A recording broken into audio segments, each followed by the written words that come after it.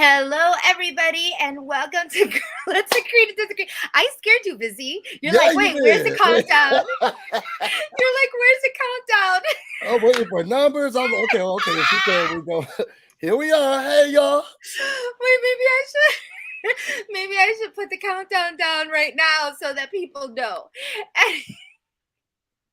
Look, I'm a hot mess today. Fair warning, I'm a hot mess today. So We appreciate it that this way. happened, and I appreciate it for everybody. We haven't been on. This is our first recap since the beginning of the season, mainly because week 1 and week 2 like really stressed the crap out of me, and I wasn't about to go through all that drama. So this is going to be a recap, and we have a very special guest for you. But before I put them on, I want to say, hey, everybody in the chat. We love you all. We miss you all. Long time no see. Yes, if you are new to this, click like, subscribe, click to receive those notifications. We will be, I promise, we will be recapping more often. We back. We back. And we are going to be interviewing our first, I know it's not the first evicted house guest, but like we are going to be interviewing the next evicted house guest. We weren't able to do the first two, right? Because one was a self-evict. The other one was, it was kind of weird timing, so they didn't give us any times, but we're back. And so letting you know, if you want to support us, support the channel, make sure you super chat if you have any questions that you want to ask the next evicted house guest. We're going to start, but before we do, we are going to introduce one of our favorite people in the whole entire world. She is just a breath of fresh air, sunshine. She is like, she's one of my sisters. We're going to introduce her. Welcome, Miss Azza from BB23. Azza! What's up? Hey! That was a nice greeting, Jessica. You had me sweet. Thank you. You know it's good when it just like flips off the tongue and it just comes from the heart, right? Yeah. And I share the same sentence with both of you. I love you both so much. I love how our relationship has grown, Busy, because first time Busy met me, he said, I don't really like you that much. But no, we cool. That's like my sister. Oh, and I was protecting her. Just like my sis.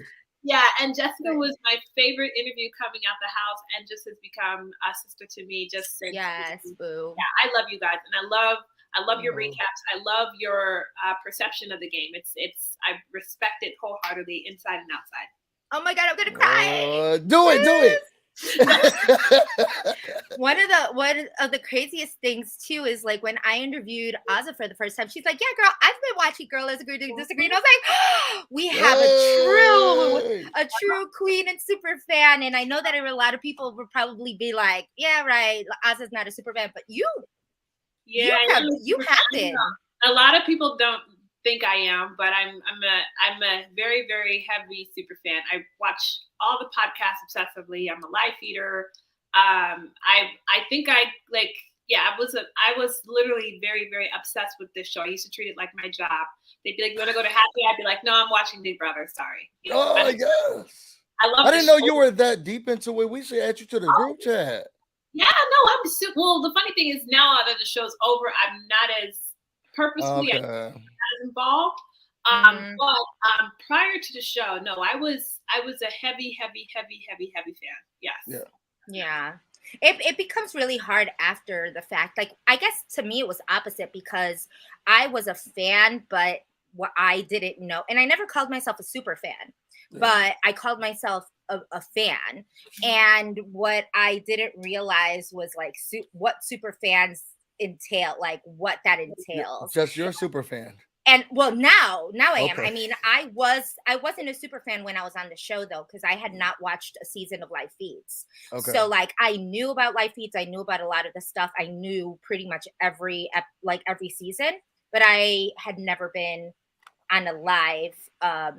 And I think that, I mean, that could have definitely hurt me in my game just because I didn't really know how to voice what I was feeling, like to the people who were watching, who knew what either I was going through or what was going on in the house. You know, I did a lot of that in the diary room. And as we know from the edits, diary rooms, you get like 1% of them. It's like we are in there all the time, and the amount of what actually gets shown, it's very not very true to what you're actually going through. Yeah, you know what's so funny? I actually had the same experience, but the funny thing is I didn't talk to the feeds because as a live feeder, I found people talking to the feeds annoying because I found a lot of times, like, I didn't like when people were very performative when talking. So I would talk to the feeds and I would save it for the DR, but I was thinking about like season 10 when it seemed like anything that Dan said was shown in DR, you know, or like, you know, even if they're the more quiet players, I thought that the DR would still be able to bring that out. So I did also go to DR and speak all my truths and everything. Yeah. But it's when I left the house, I was like, you know, I should have just talked to the cameras more anyway. I found them. I remember when I was watching as a feeder, I would find people talking to the cameras annoying. I would, and I don't want to hear this. I don't want to hear this. But now I'm like, no, talk to cameras. Yeah. Do you think that then the perception of your game would have been different, or people's perception of how you played the game would have been different if you talked to the feeds? I don't think so. And I say this, I think people, you know, in this world that we live in, people are going to believe what they want to believe or whatever they want to accept. I had probably turned myself blue in the face, speaking of my self-awareness of my game, speaking of my knowledge of the game, speaking of why I made the decisions why I did, why I played the way that I played. And I mean, people will believe you have people that might believe it, or people who might say, well, I have these facts in the face, but I still choose to believe this. Yeah. So, and I think that's just what comes into play, playing this game as, you know, as a woman, playing the game as, you know, as a minority woman, and playing the game as a dark-skinned Black woman. It's a bit difficult for people to understand my perception or the way that I might view the world, or why my experiences shape the way that I play the way that I did. So you can't make anybody happy. You can't. You just have to, you know, whoever plays this game, play your best, do the best that you can with what you know. And which is nothing.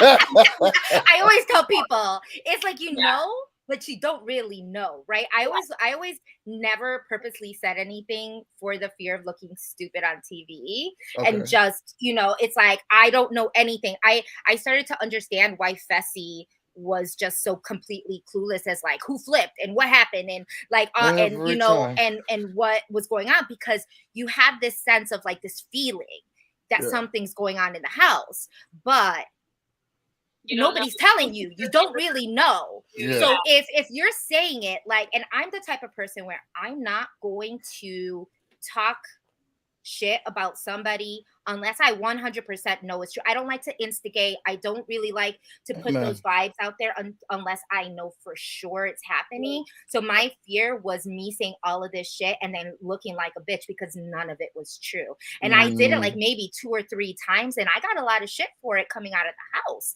And mainly because I originally had said that I thought Nicole was a mole because she was, you know, kind of giving information to a lot of people in the house, which was true, but she wasn't really playing like a mole game. So people were like, oh, Jessica's like completely off. There was a feeling, but it was just, you can never really quite pinpoint it. So you're always going into the house like, I really don't know anything.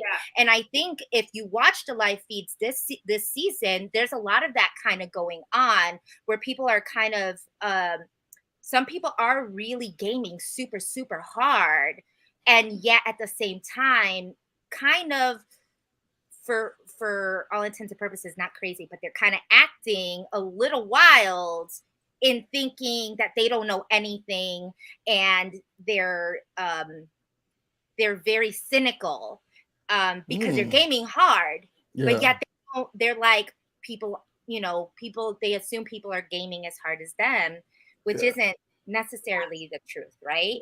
So first I wanted to answer some of the questions in the comments. Like, first of all, thank you everybody who just hopped in. We're gonna be talking about actually really quickly these first 3 weeks, since we didn't at all recap the first 2 because we didn't care, to be quite honest.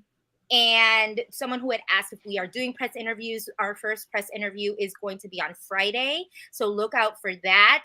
Who is actually going to go is the question, which I had to there is like, what would you say the percentages of the two that? Well, first of all, I want to let me find this, because this is not I'm gonna write this right now, because this is not a show for casuals, really. We ain't gonna talk about casual things. For those who have not watched the episode, there's an Get episode out now. Oh, come back. We talk about spoilers. These are people who watch live feeds or want to know about the live feeds and what's been going on. And it's been juicy. Strong opinions. I have strong opinions. So strong opinions. Juicy. But to quickly read. Oh, look at that. That's my man. Hey man, what you need? He's telling me to calm down. My man just told me to shut up. See, that's what I need a man. I still don't have one. He came in specifically to tell me to shut up. And there was nothing else. There was nothing else to say. He said hi. So he said hi. Yeah. Calm down. Just put it down. Hi. He would always say, like, why are you talking like this? I'm right here. I'm right here. Come on, Steve is the goal. He's like, I do. Oh, we're not gonna be playing that game. You can get out. Calm down, busy. Nope. Not Steve starting the trend. Yeah. Tay now is on Steve's side. He said, y'all need to calm yourselves down. Not the trend started. Oh, I don't know why that made me cry. Oh, that was hilarious. He was like,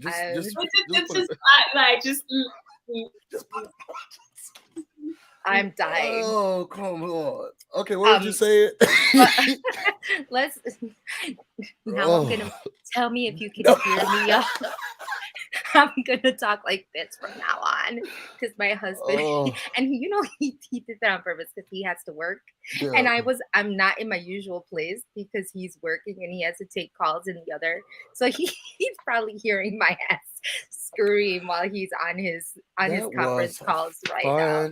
I hate it. Sorry, anyway, that was funny. whatever. Yeah, I'm gonna have to put some.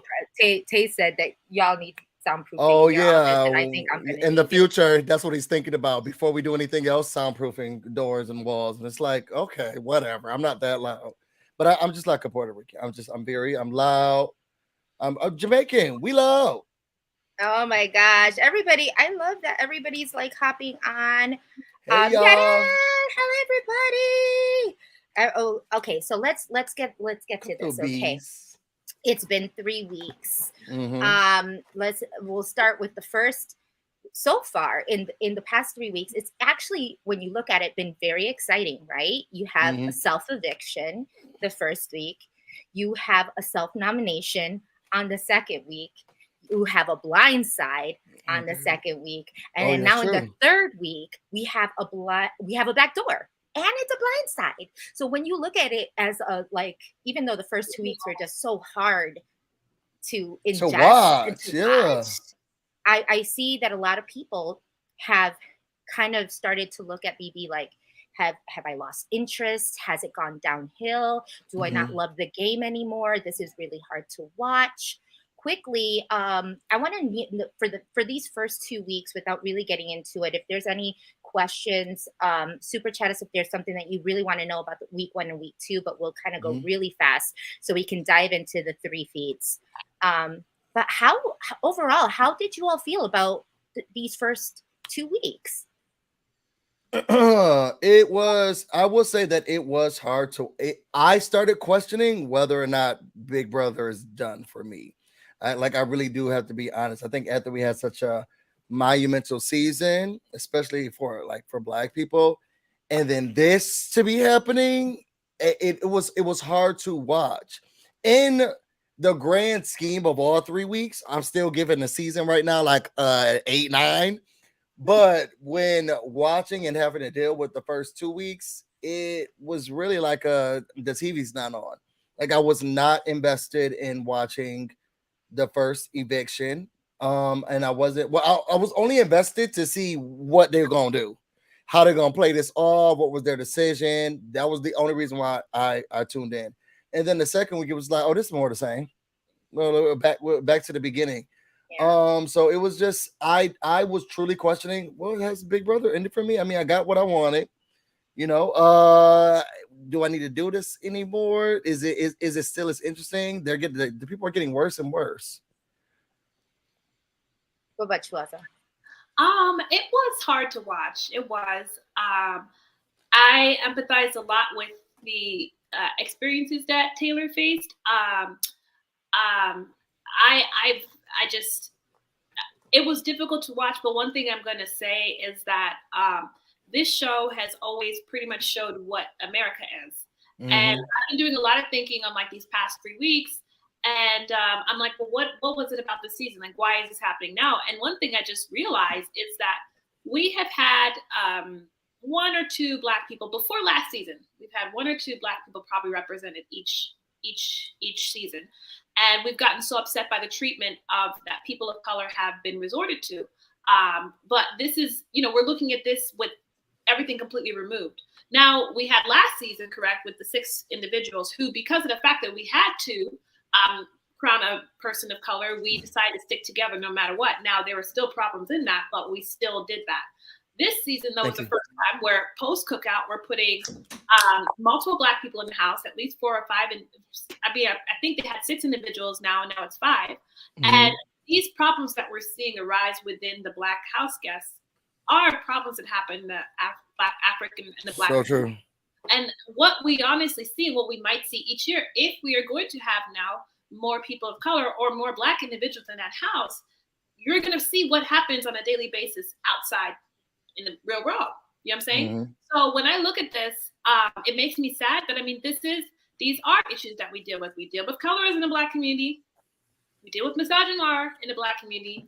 Mm-hmm. We deal with prejudice. We have our own issues and problems as well. And it's coming to a head because we have a lot more Black individuals in the house.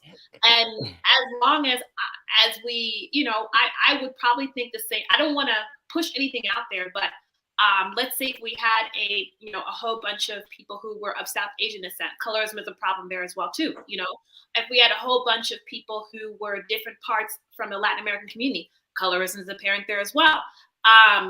These little, whatever these small prejudices that we've tucked away as we've been out into the real world, they come to a head when we get inside the house. And at the end of the day, when I think about and truly think about anything, should I really be surprised if this is the type of thing that happens every single year? We're just now seeing it from a different point, from a different part of the community. Absolutely. And I agree with so much of this. And it's just now what's coming out into the light. I think in many groups, like, people would think all skin folk are kinfolk. That's kind of the saying, and it's totally not true. It's just it's not. There's just too many of us for all. Like, it does not only it's not only because of that one thing. It's not. It's the same as gender. When people are together and are initially attracted because of their gender, that is only one factor that originally kind of puts you together. I'm like, oh, she's a girl, I'm a girl, awesome, we're gonna get along. It's not that it could be the same for Black people, it could be the same for Hispanic people, it could be the same for Asian people. Like, not all, just because people said, hey, just like they're Puerto Rican, just because you're Puerto Rican doesn't mean I'm gonna get along with you. Like, if that were the case, it'd be peace in all countries. Like, what are you talking about? Right. So it's to an extent, right? But what I find very interesting is just that this is post BB23. And so you expect there was this like anticipation of what are we going to expect now that 23 happened. 23 was a historical season for for the Black community, for the game itself, and having such a powerful alliance that initially did not get along, in sense, had a lot of still, a lot of internal struggles, but were bonded with this one goal, right? And then you have this new season of people still 50% BIPOC. Okay. So like, and actually it's probably more than 50% because there was 9 of them. There wasn't, and we're not talking about just Black, but we talk because a lot of people didn't consider Indy, but Indy's Brazilian, and that puts her in that category. And I think we see it in the house too. Like there's a lot of cultural barriers that she has. There's a lot of things that people feel about her for being different, right? Yeah.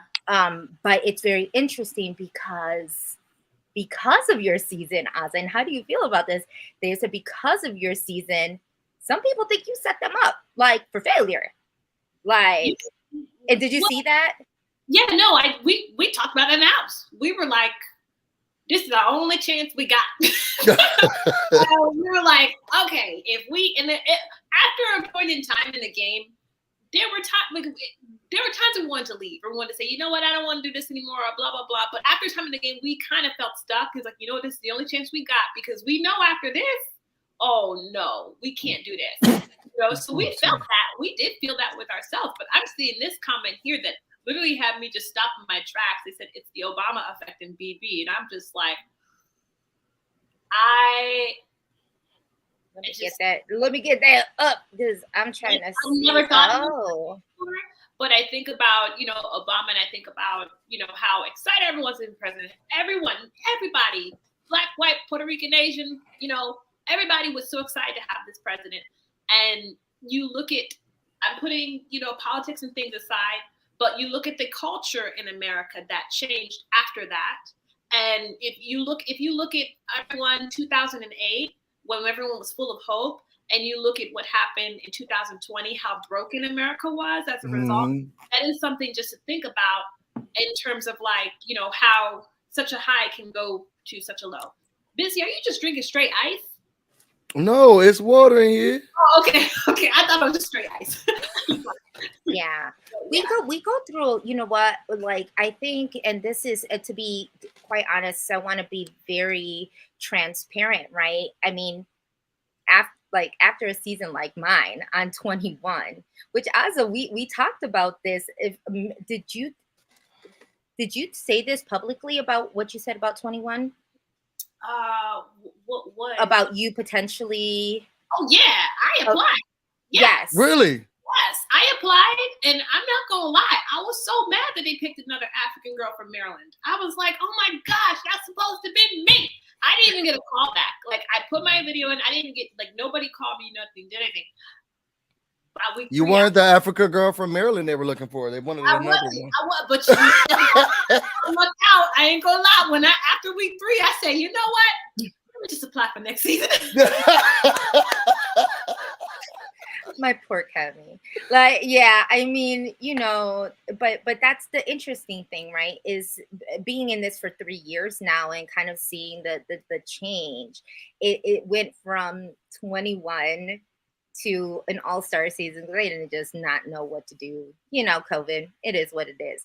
And then you come into, after my season, another regular season is Aza's season, which was a complete turn of events, to now come back to the first 2 weeks of a season that really traumatized me, because it brought me back to what I felt like in the house. And mind you, I wasn't the person who got all of the, you know, the bullying and the talking about and all of this. So I'm very, very aware of it, but the energy still stands. Like there was still that same energy that you couldn't quite like figure out. You knew that the people in your house were not all that great, and there was just something off. And then coming, as I got to know them more, it got pretty bad.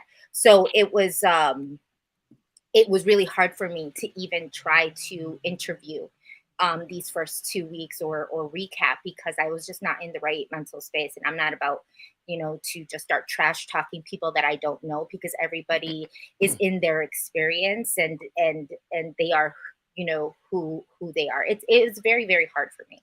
So we come in, like, I was very glad that I didn't have to interview the first 2 people evicted, or the first 2 people out, for those circumstances. Nobody got to interview them through our CBS Press. But there is an interview out that I know from the Winner's Circle with Cody and Derek that interviewed Pooch. There is some TikTok, there is an Instagram, a long Instagram. I'm not even going to call it an apology. It's a Instagram statement. A statement. Thank you. That was the nicest thing that you could say. It was a statement talking about their exit from the house, but no apologies. All thank you. I love everybody in the house. And I know how this goes, because everybody loves each other in the house. You're scared because you don't know if you're going to get it or if someone else is going to get it. But if someone gets it, you're like, I'm going to take care of them. Don't worry, we're all together, because nobody knows how this experience feels. So I can't, publicly denounce anybody, because who knows if it's me? Who knows if it's somebody else? Who knows, it's going to be wild. Maybe wilding out. So you never know. So you know what? But to be honest, and I'm being devil's advocate, because I'm black. But being devil's advocate, with the racist issues aside, which I guess kind of is driving a lot of the narrative. So, I mean, bear with me. This season is kind of giving me Big Brother a little bit. Like the excitement now, these past 4 days, it like me jumping up and down. No shade to Big Brother 23, but I wasn't jumping at hype like that.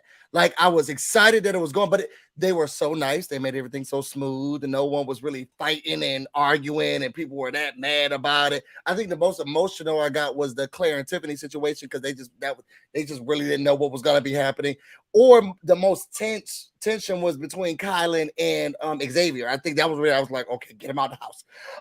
But outside of that, it seemed like a smooth transition. Okay, your turn to go, your turn to go, and everybody's really nice and sweet, and they got it was like, well, we already know what's happening. See you later, sis. See you later. Okay, very Thank nice. You. Good handshake. I love you. Okay, see you later. This season is like, oh, you don't even know. Like I'm jumping up and down. I remember when Julie said that there was no eviction. I was screaming. When Taylor made the first HOH aspect of the game. I was screaming at the blind side. Like this, it's reminding me, to be honest, going back to like Big Brother 6. It's giving me all of the ups and downs and feelings. That's my favorite season. That's my favorite season. And I'm just going up and down, and all of the feelings, like I'm getting all of those feelings there. So even though like this, it's been such this, these microaggressions, a lot of this racial undertones, and this very tacky bullying that's happening, once the game pieces started being moved, I'm like feeling like, how is nobody watching Big Brother again? Which is untrue, because they even beat out Black Panther trending United States once The Blind Side happened. Like the people are back, and I know Big Brother is happy about it, because how you beat Wakanda Forever? They were trending over Wakanda Forever. It was really Terrence, but it was because of his life. Now, from gameplay specifically, I prefer the style of.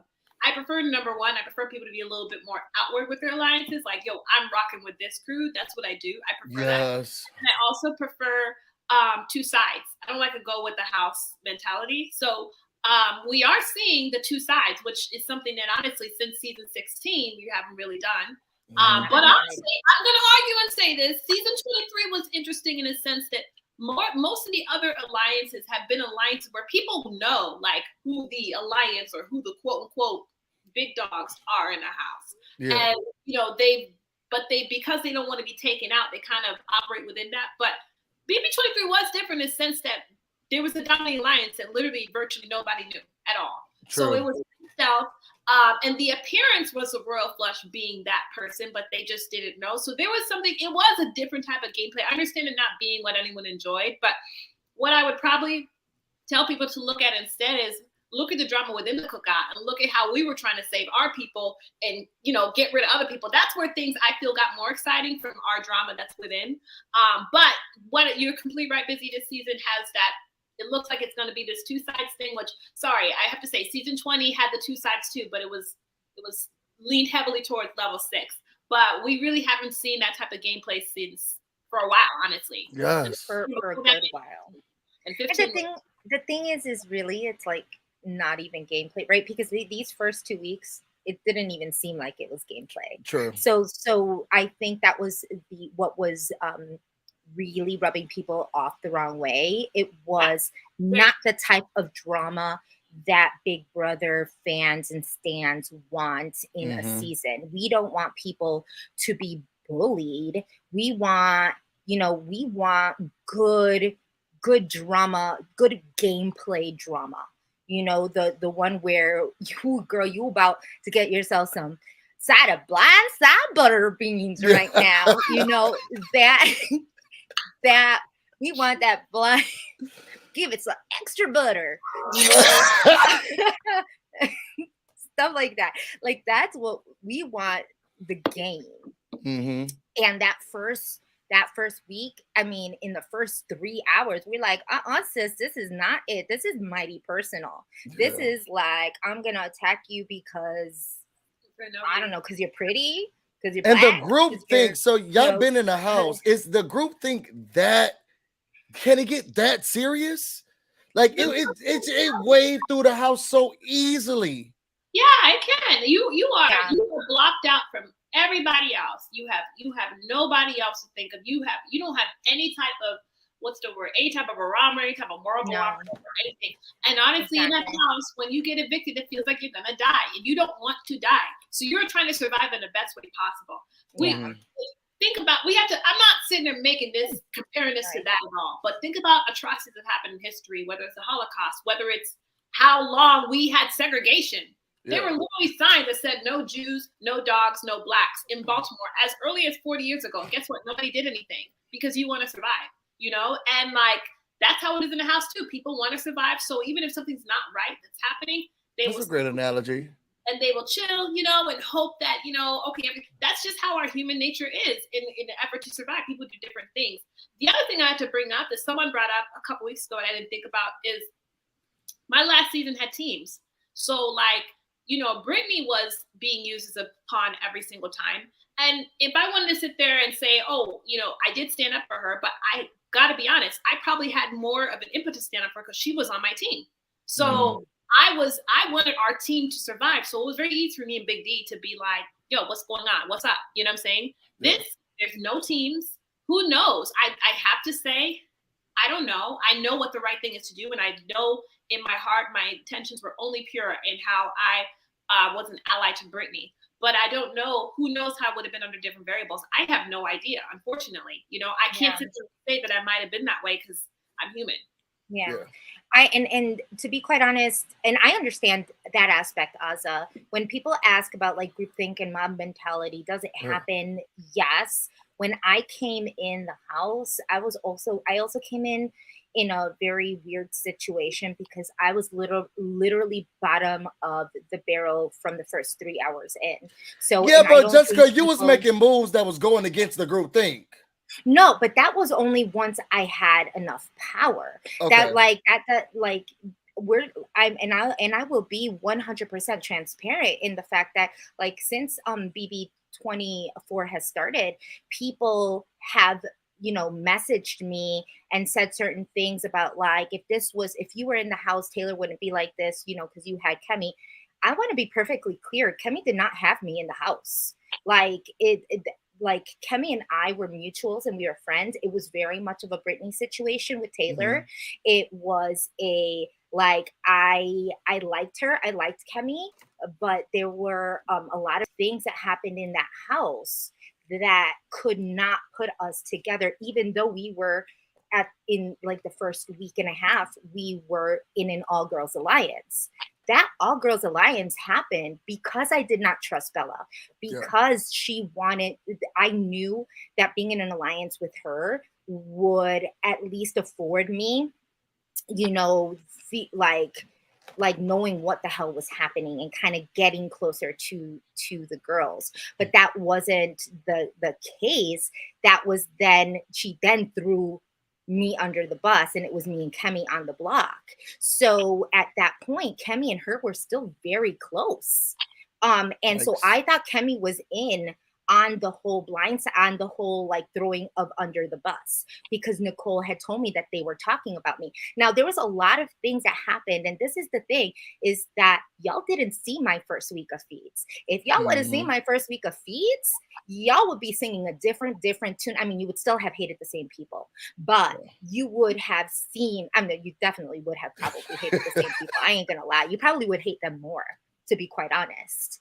And then you would understand why I didn't why I couldn't get, because a lot of my thing is, a lot of people said, why couldn't you get close to so and so and this and that, you couldn't do things. It's like, yo, I was on the block, like I was in like they pretty much threw me out the first 3 hours, and I had to fight my way back in. And then right then after we had, I had lost, what I thought I was going to win camp director. Yo, when I tell you that everything that happened in 24 was just trauma after trauma, this whole backstage pass, this whole, pick 3 and this, and now we got Pooch, who's that's true. The big, athletic white man who's a coach, that looks like a mix of Mickey and Jack. He's like a Mickey Jack baby, going around, and he's safe, and and then the Taylor drama, and all the crap that people were talking about, and this mob mentality, it like gave me so much trauma that I had to ask for an extra therapy session.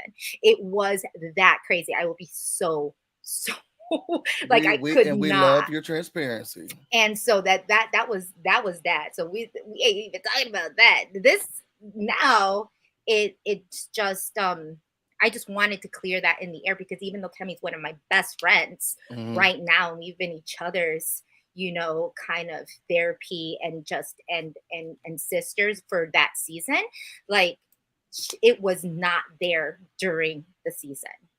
Amen. We have a super chat, Chess. Yes. Oh, Miss History. We got Tracy.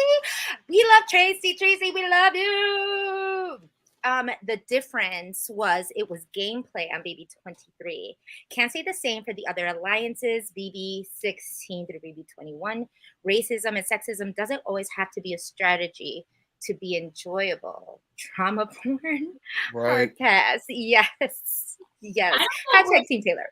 I agree with it, but I don't know. I agree with part of those things, but I'm going to say this. I don't know if we're ever going to be able to get gameplay without the trauma porn, because people do kind of forget that BB6 was great, but there was a whole rack of bullying that happened on BB6. It was nasty.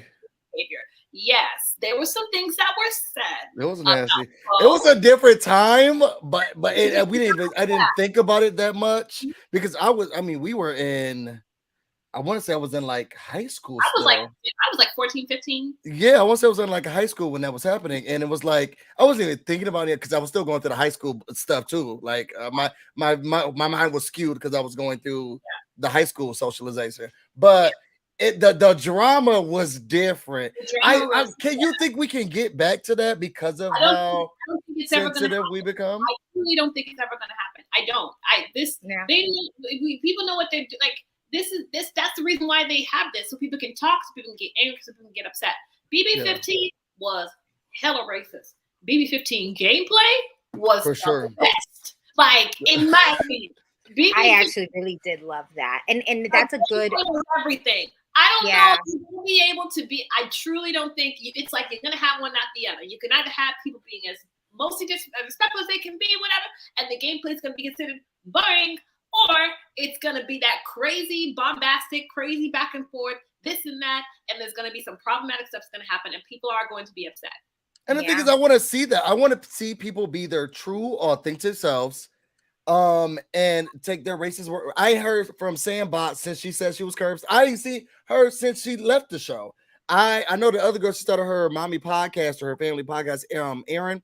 But I ain't seen her from her publicly for a long time. I want them to be their true, authentic racist selves. I hate them in the game. It's sad to watch, you know, because I empathize and sympathize. I don't want to witness what the other end of it, and unfortunately I have to see it, but I want them to be their true authentic racist selves and then go home. So I mean, you need that element in the game because it is a part of America. It's just trash to watch.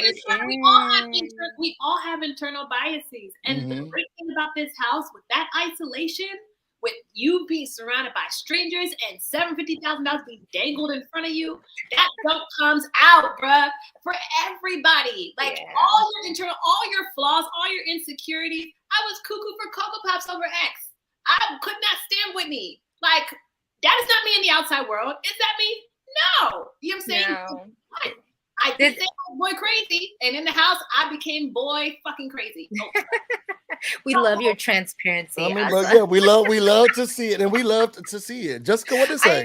I mean, so thank you, Pika, for the super chat. Says Alyssa tiene que dejar de obsesionar de Kyle, de estar obsesionada de Kyle.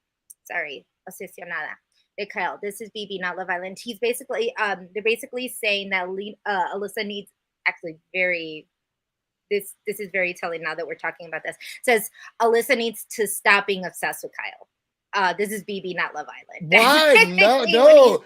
She's helping. He's helping America. Look, there is nothing else to do in that house. Okay, it is boring, and sometimes your nether regions have needs, but they cannot be met. And when you think you have a crush on somebody in the house, like in this current cast? You think you would have a crush on someone? Oh, day one, I thought Monty was very fine. Me too. I thought he was so fine, and then I saw his personality, and then he became ugly. But I gotta admit, if I'm being honest. Now that, you know, he's been treating Taylor right, you know, some parts of his mind has changed just a little bit. He got some really nice calves and who are you talking about? A really nice butt, Monty.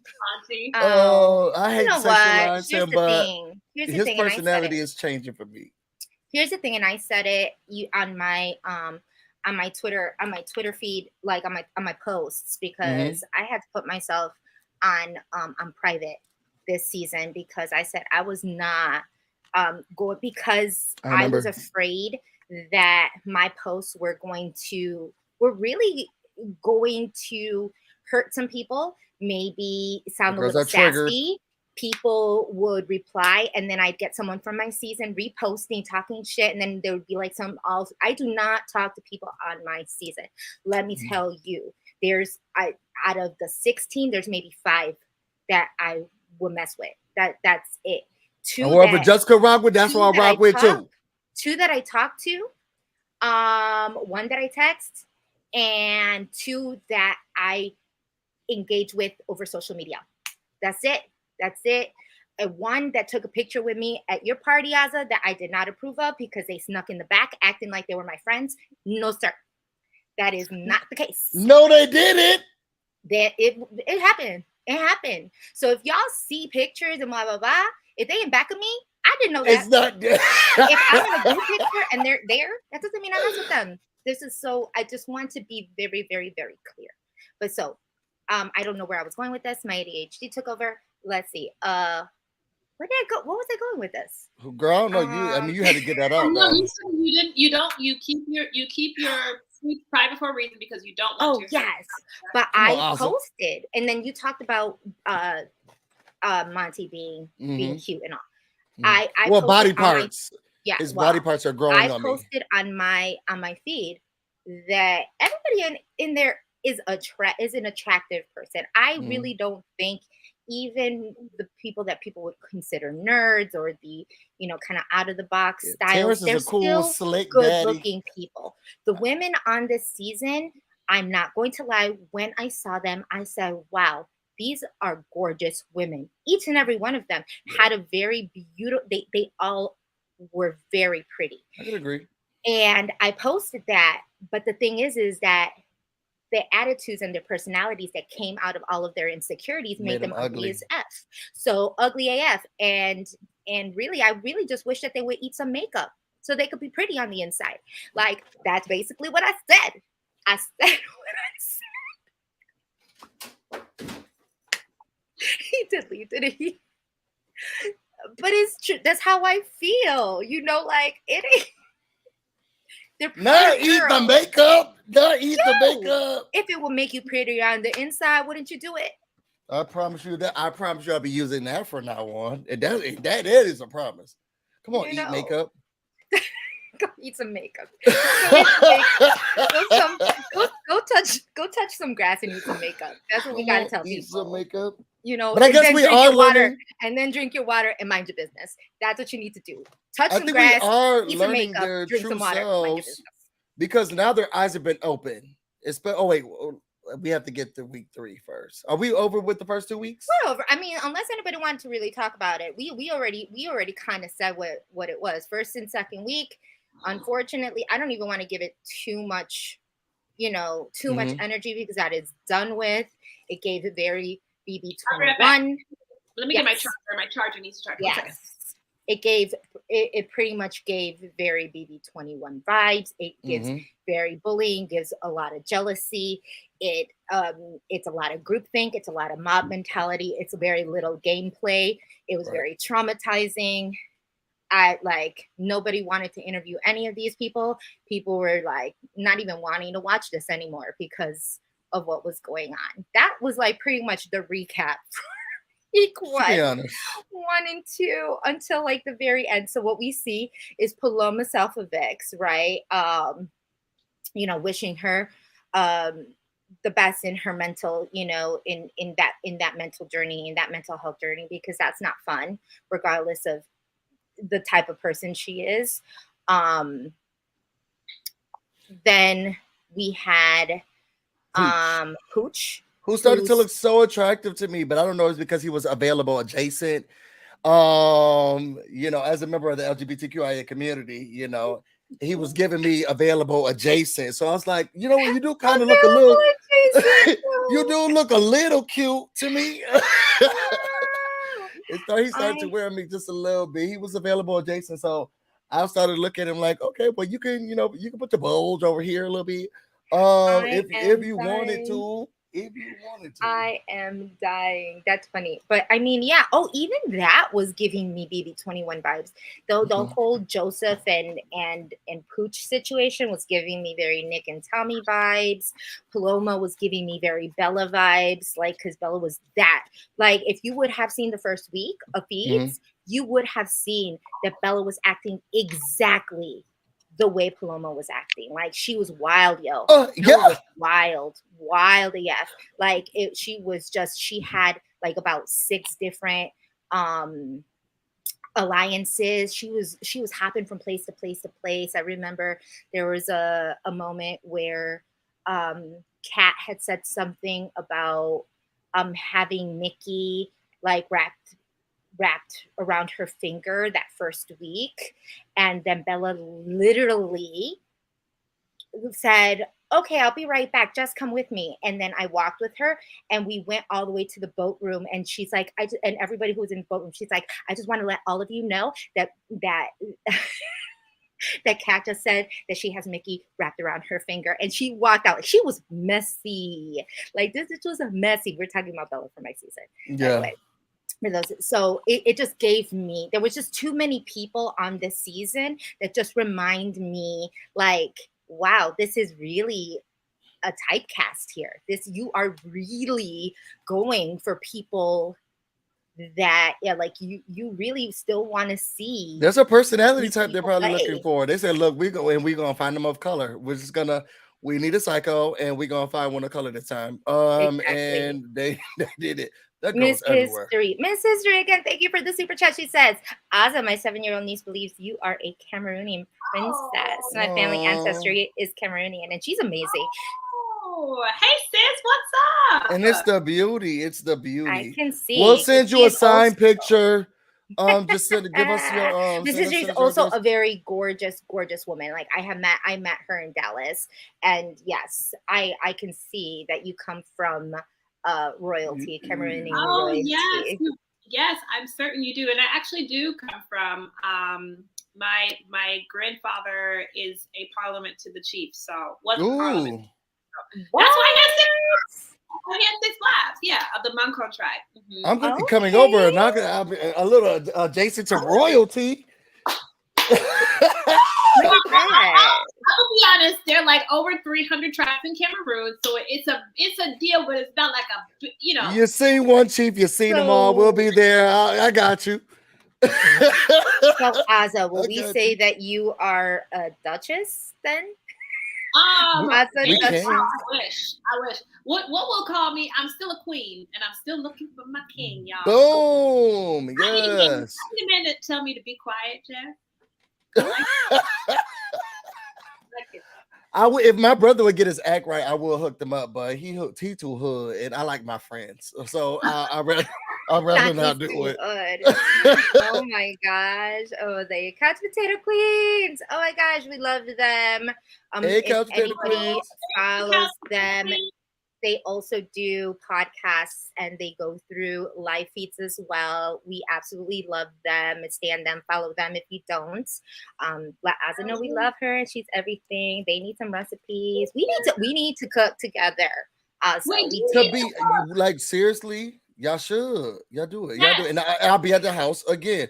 Now I'm gonna say this, girl, because I lost which email address I used to get my cookbook.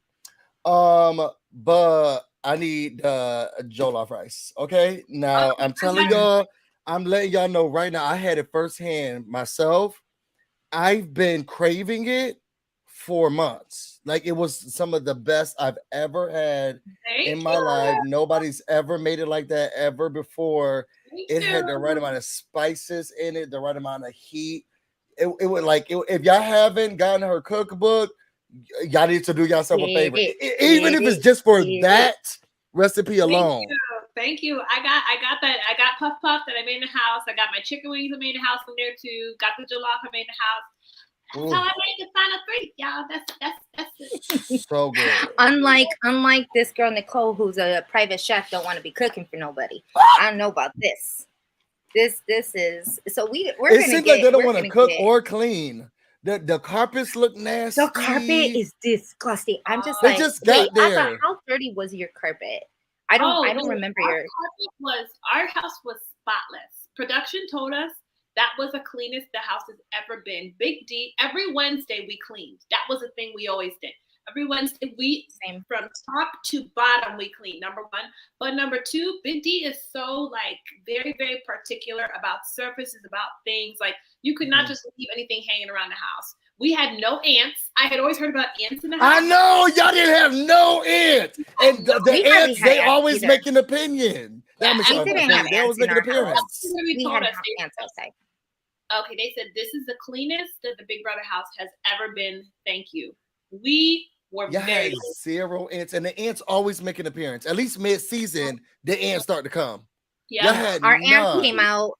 Our ants, for some reason, came out outside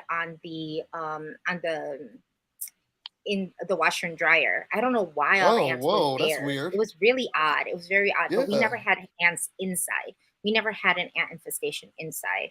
But yeah, same. We cleaned on Wednesdays. Because that's the only day that we get a little tidbit for anybody who doesn't know. Wednesdays are the only days that we would get the vacuums, and most of the loud cleaning equipment. So and that wouldn't work on our rugs. So I literally would go with a lint roller and just get on my knees and literally lint roll the carpet. My God, it's like when I had to go to the South. And now I look at their carpet and it looks just so disgusting. So linty. If anybody watches the live feeds, look at their bathroom carpet. It is so disgusting. It's like you didn't have to wait till the live feeds. Look for eviction on eviction night. It was so disgusting. eviction night, and and also Julie said y'all get me for Thursdays only. Okay, when it was a 2-hour special, she said y'all get me for the first hour because that's what y'all paid me for, and y'all won't get me for the second. And I gagged at that. But that carpet disgusting, and it's like I would rather be evicted than walk over this. Okay, I will walk over the couch. It's just disgusting. Nobody clean in there. All right, so now we're at week 3. Pooch is going. Just when I started to like him, he's out of the house. Okay, only because I felt like he was available adjacent. So that's the only reason why. But then he was gone, and it wasn't as big as a blindside as I thought it was going to be. It was more so of a. I feel like, and this is bad to say, me tuning into this season of Big Brother is about Taylor. It's how are they keeping Taylor safe? How is Taylor being saved? How she's being talked about? Who is protecting her? How is this about to protect Taylor? And if I can see an end game there, then I'll watch another day. And if I can't, then I'm done with the show, which is really bad. But I guess America's agreeing as well. No, I think that's definitely a thing. I think a lot of people, what they want to see is how Taylor's going to make it another day. They want, they want to protect, they want to protect the comeback story. See her. Yes. They want to see her protected. They want to see, what the outcome is going to be. So I'm really excited to see this. Well, tonight's episode. Let's go into it really quick. And thank you, Tracy. So Miss History and she had invited us.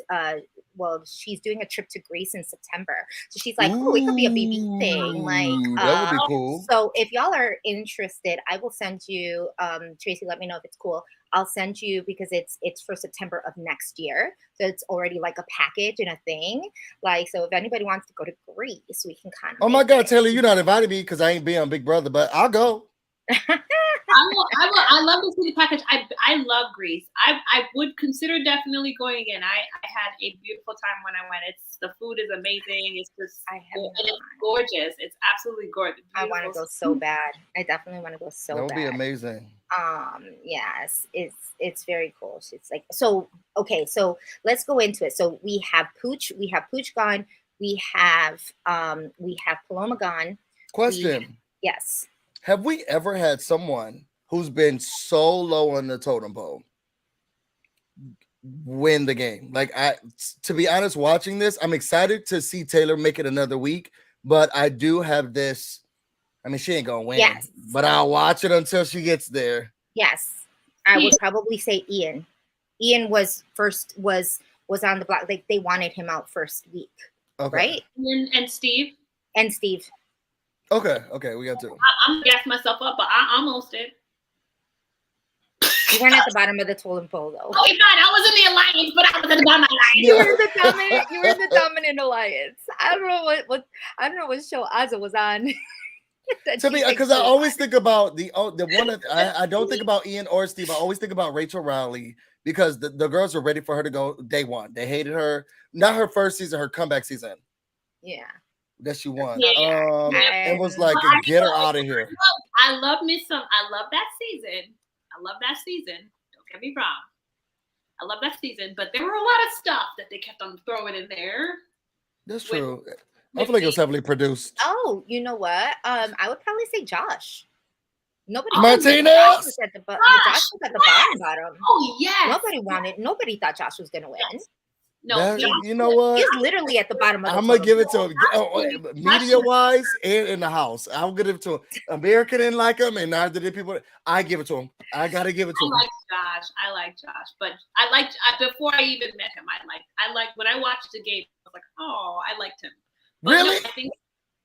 Yeah, I found him hilarious. I found him hilarious when the first week when he grabbed that apple and was like, oh no. And I don't know. He just cracked me up. Oh, I couldn't stand that man. Meatball, you big old meatball.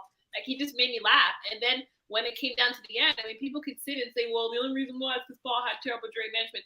the thing that I will always admire from people is self-awareness. A lot of people who are at the bottom, where they mess up is they don't think they're at the bottom. Josh knew how to play it to his advantage. And when he got to that final two, he was able to say that. And like that could sway people too. I understand that people are bitter, but like knowing your position is something that's very powerful because self-awareness is something that can get lost in that game very easily. Just out the door. Yeah. So true. Absolutely. So I just put the disclaimer spoilers because right now, even though we were talking about spoilers, I guess a little bit, but now is basically what people haven't seen since Sunday's episode. Sunday's episode was a 2.5-hour episode because it was the eviction and the nominations, the HOH and the nominations. But hopefully y'all watch what was going on with the January 6th hearings. Stay up to date with what's going on in the government. That's just a PSA from Busy Blue. That's PSA. know what the hell's going on. Right. So yes, and so that those two I would say 2 episodes, right? Because it was 2 episodes in one. What did we think overall in terms of the episode? I was excited about it. I thought that the Blind Side was just very simple. It was so quick how everyone got on board, and I think that that's what's still unsettling to me. It was unanimous, and I'm still not understanding how it was unanimous.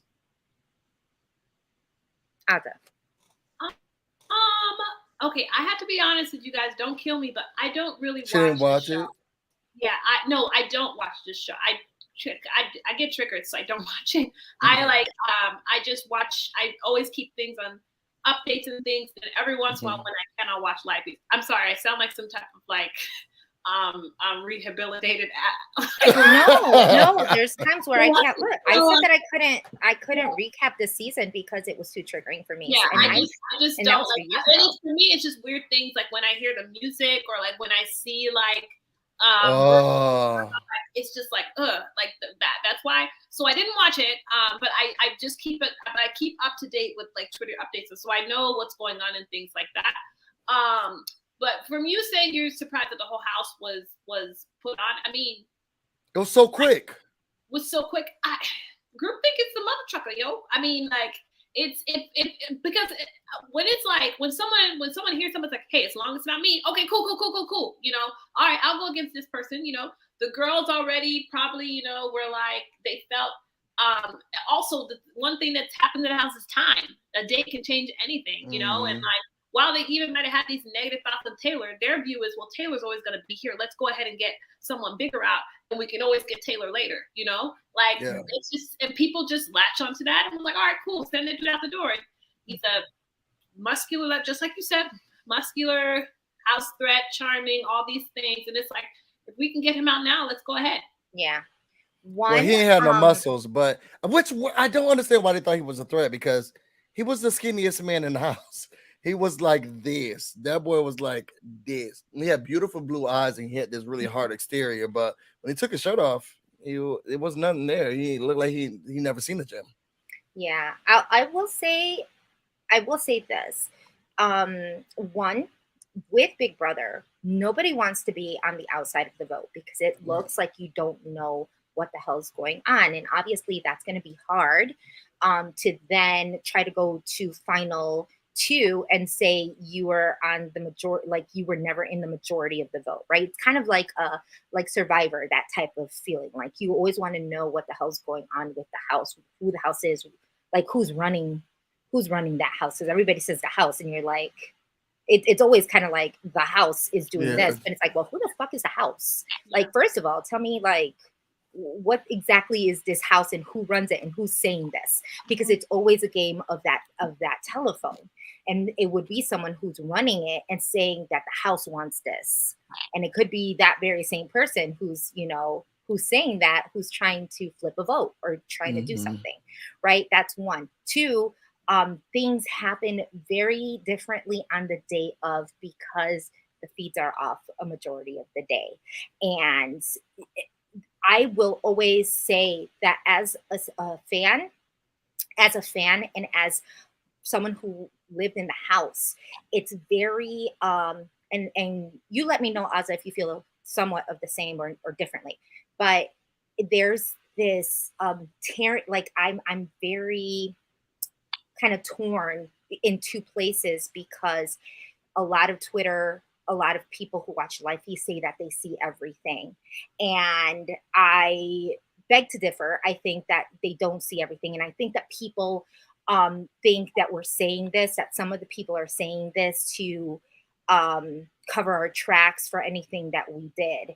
And that's not the case. The case is, and I think that some Twitter stands and people who watch Life Feeds, they are very aware that you don't see everything, but you see enough. Yeah. But just in the same way as words get misconstrued and things like that in the house, is the same exact way that BB Twitter runs. You know, is that same type of groupthink. Like Twitter is a groupthink. I'm sorry. Like it's you a think big so? groupthink. Absolutely. Oh, like, yeah. Oh my God. I fight with people all the time. Like, I don't know how they make it not- over to my stuff, but the girls are separate. You could tell who it's a whole bunch of everyone. I promise you right now, if I posted that I understand Taylor, but I like, I like Paloma for this, that, or the other, or I like Nicole, or I like Amira, blah, blah, blah, they would jump on me just as hard as someone in the house would. And they would try, and they would be wondering why I feel the way I do. If you don't like Taylor, they don't want to. There's the still that type of groupthink. There's a large majorities, though. There's large groups. Not everybody. And there's a groupthink and a quote unquote Twitter moral majority that they believe that they operate. I'm the president. One thing I got to bring up that I find very interesting is that I was, and this is only something that really gets on my nerves, because this got on my nerves because it's not true, but like some narrative got passed last year that I did not want Hannah in the cookout due to the fact that she was mixed. And I did remember that. And there literally are no clips that exist, because that did not happen. I have asked for receipts time and time again, but that is something that people say, and they say, well, she took Hannah out because of that specific reason. Everyone was so upset that I took out a Black woman in the game. Now we are witnessing different circumstances, though. Mm-hmm. But that was I did what I thought was best for my game. Correct. What's best for Taylor's game right now is rocking with the guys and sending Amira home. And nobody finds any problem with that, even though it's another instance of somebody sending a Black woman home for the better of her game as a Black woman. And there's a double standard with Twitter. There's a moral majority in Twitter. There's definitely groupthink that operates and thinks. Absolutely. People game through their favorites, and everyone else just kind of fits in. But they think they're objective, but they're viewing the game through their face. Yeah, that's true. It would be like if read me. If I was trying to, I mean, the whole cancel culture exists there. Like they cancel you, even if you want to be a good person and give another person the benefit of the doubt. If you're trying to, you're bullied into not sticking up for someone, on Twitter for fear that they're just gonna bash you. Like it is a very, very hard thing to deal with BB after post BB in the Twitter world. It's why a lot of the fandom, like a lot of the house guests, don't go on Twitter. And you'll see it. They exceed on IG. They exceed on TikTok, and they don't even touch Twitter. Twitter is a non-factor. It is only. But I think on Twitter, well, because I love Twitter. I think we're all trash, and I love everybody who's trash. And I think that it's these made up images and small clips of fakery, in my opinion, on IG and on TikTok. And I feel like on Twitter, we're giving thoughts, we're giving messages, we're giving words, which is different. You can just point at stuff on Instagram and TikTok, and words come up that's not even yours, and now you got a hit, and people like you. But I feel like we want to get to know who you are. And the problem is some people got some very toxic thoughts. And it's like, girl, you could have shut up and not said nothing over here, and now let's drag you. And thank God you deleted that because it wasn't you didn't need to put that in a universe. Yeah. And I think that some people can't realize that they don't do enough self-reflection that okay, maybe I don't say the most correct things, or that my opinion is skewed another way, or it leans towards another way, and I have to just sit in that.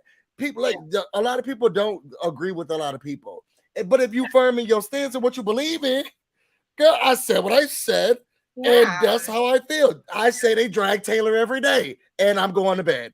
Like, and if that's how you feel, then that's how you feel. Yeah.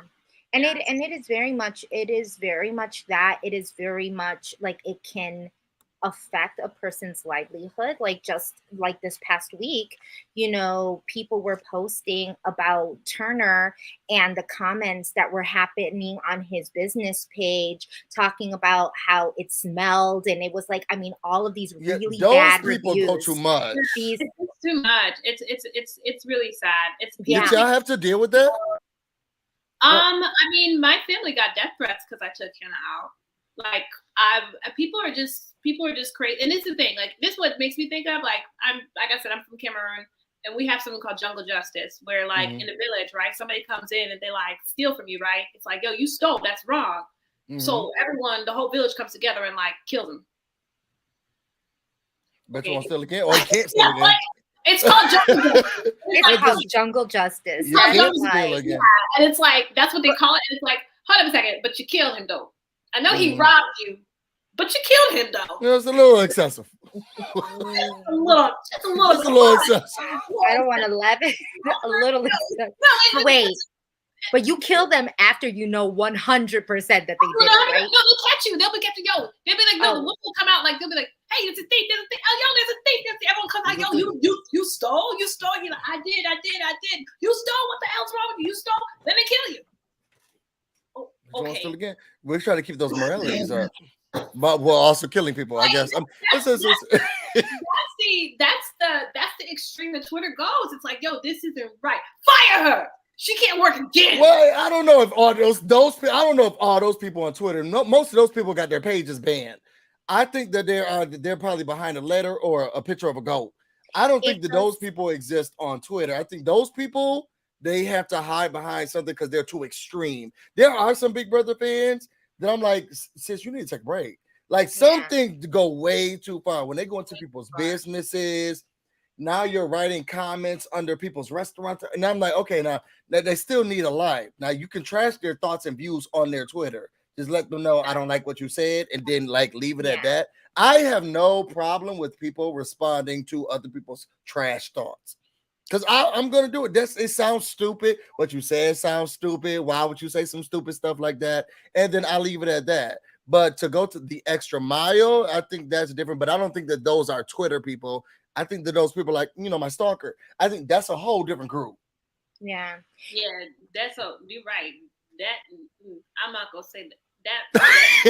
It's a whole different group. There's a whole different group. It is a different group. And with what Miss History says, because cancel culture isn't real, it's called consequence culture.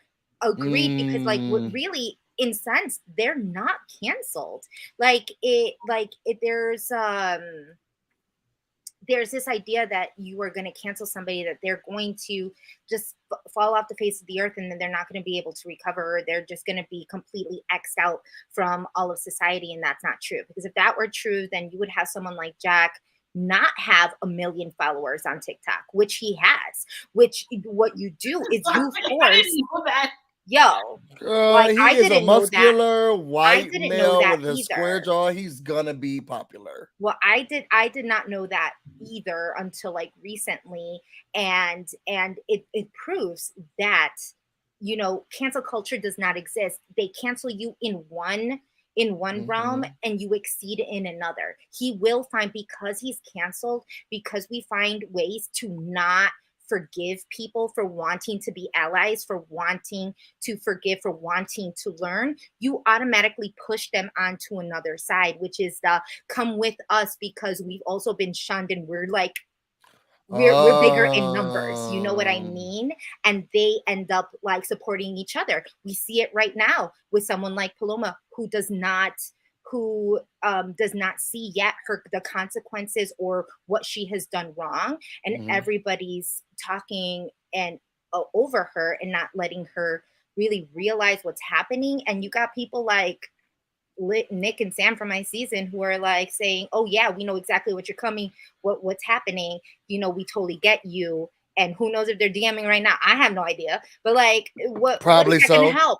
There's no cancel there. There's always going to be people who think that way, who are going to, you know, grab the people who do you think are not accepted from the others that want to help. I will have to. I'll put whether it's a disclaimer or something out there. I did some thinking about some things, and I have sent. For the evicted house guests, I personally plan to send them. I've already sent messages to them already, and I plan to. I want to hear their thoughts and experiences, but I also do want to have a frank and open conversation with them about things. And because I do think that because of what I don't want that to happen, where you know you're met with stuff, and if you have 20 people clobbering and telling you boom boom boom boom boom, and like I said, a lot of these biases are internal and people don't even realize they're doing it. They don't honestly don't even realize, but it's there and present. They're going to deny, put up these walls and move on with their life, you know? And I do think that these, like, being in a house was a great self-reflection moment for me. Like, there was a lot of things I learned about myself that I never really saw before that opened my eyes to a lot of things. And, like, I would prefer for them to take that from this experience of, like, whoa, okay, this is the way that I did this. Maybe I shouldn't have done this. You know what I'm saying? Maybe I should have thought this way. Maybe I shouldn't have thought that way. And it's not at least the way I'm approaching it, it's not let's act like this didn't happen. No, I want to talk to you about what you did, and I want you to for you to see that this is not correct and this isn't wrong. In the same vein. Oh my God, Asa, let's start a podcast. That sounds like such an amazing idea, and just taking reality stars who have gotten a negative view and like talking to them about where they are. Like the show. You can't think of it because it's never been done before. Yes, Conversations with a Black Man with a. Oh yes. Yeah,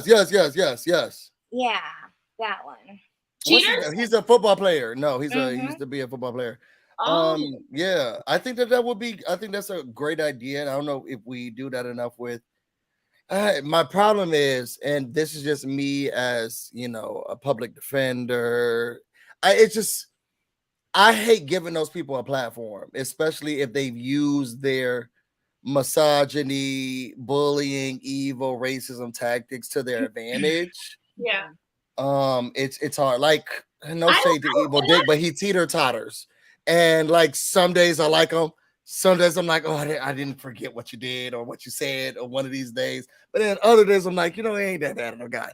Like some people are teeter-tottering, but some people is like, I don't want to give you up. I feel you. No, I get that. I feel you completely. I just am tired of like on my own season, there are people who have been watching this season and have had to kind of like, oh, whoa, you know, and there are people who originally just push things away or push those thoughts away or just said, I didn't do this, or I didn't feel this way or wherever. And like, I just feel like it's a cycle where people come out of this house and they just end up denying, and then they move on with their life and they never really address these things or address like, this is a very, very rare opportunity that we get to have that. So I will be very frank. I will tell you the one thing. I joke about the whole Whitney thing, whatever, but there is definitely one thing that I learned so much about myself when going in this house, and it had to do with Hannah. I have a little sister, very beautiful, talented little sister. She's 22 years old, and I'm 8 years older than her. And I grew up taking care of her, and I always saw her as a little girl. She's called the baby in my family, you know? And we've had difficulties, a bit of sibling rivalry as she's gotten older, because I still see her as the baby. But she's a woman now. She's 22 years old. Yes, I changed her diapers. Yes, I was 8 years older than her. Yes, there's a huge age gap because besides me, my sisters, I'm 3 years younger than my other sisters. So she's really the baby of the family. And I just hadn't really come in contact or thought that I'd come in contact with I guess it took me trouble for me to see my little sister as an actual woman. And so when I saw Hannah in the house, I dismissed her immediately due to her age. Wow. She's too young, you know. I didn't think she was going to really understand. what the cookout was, what it meant. I didn't think she really understood a lot of these things. And I dismissed her due to her age. I very quickly realized, though, that she's an incredibly intelligent girl. And I was like, look at that. I still say girl. And I should not call her a girl or a woman. You know what I'm saying? But from when I got out the house, and I sat down and I thought to myself, and I thought about things I did or things that I said, I was like, you know what? Wow, this is internal. I didn't even realize it. If I'm walking in this real world, am I going to say that I'm like this? No. But in that house, my internal biases came out and I acted that way towards her, and that was not correct. And it's the same thing, I think, with nobody wants to look in the mirror and realize that they're a colorist or a misogynist or a racist. Those are, of course, negative terms that no one's going to want to come, but like we whether it's in our experiences or past trauma or whatever, those little things inside in that house, they come to a rearing head. And when you come out and you got all these people saying this stuff, the first thing a lot of people want to do is just run away and act like that didn't happen, or just move on with their life. And like, I want to take the opportunity, like, no, y'all, like, I want to talk to you about this. Like, use this opportunity to learn from this, and that we can, move on, that you can move on and become a better person, I just want to hope that you want to wish that people, and I know that this is just like so out there, but you want to hope or wish that people second guess or second think, did I do that? Am I doing the right thing? Do I really believe that? Like reflecting, I write in my journal at night. Well, let me not even lie, because it's been like a month. But I used to write in my journal every night. And it gave me a chance to reflect on, maybe I didn't make the right decision. Maybe I didn't say the best thing. Maybe I should have done that. Maybe they should give y'all journals or something. Well, they give y'all DRs. But to rethink, am I saying the right things? Am I treating someone because of something that I'm thinking? Because I'm hearing what you're saying, Azza, but then it's also, if it's something that I've internalized and I'm doing because of my past transgressions or things that I already do, or is it something that the house is making me do? And when do you get to the point where you're like, okay, I'm treating her like this because I have a little sister and I treat my little sister like this,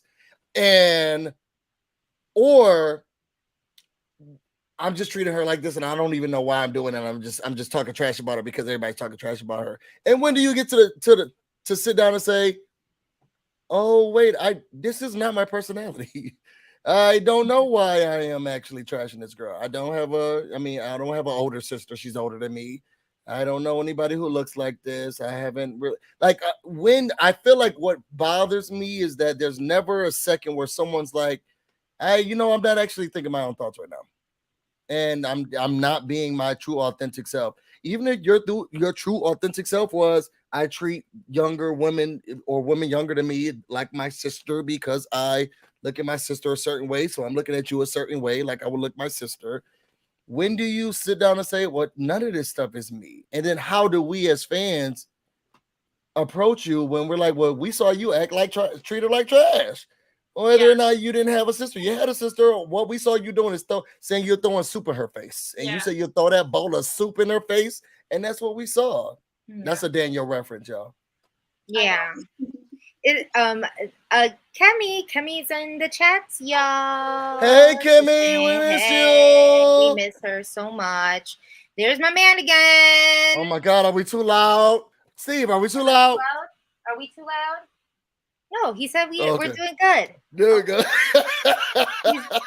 Look at his hands.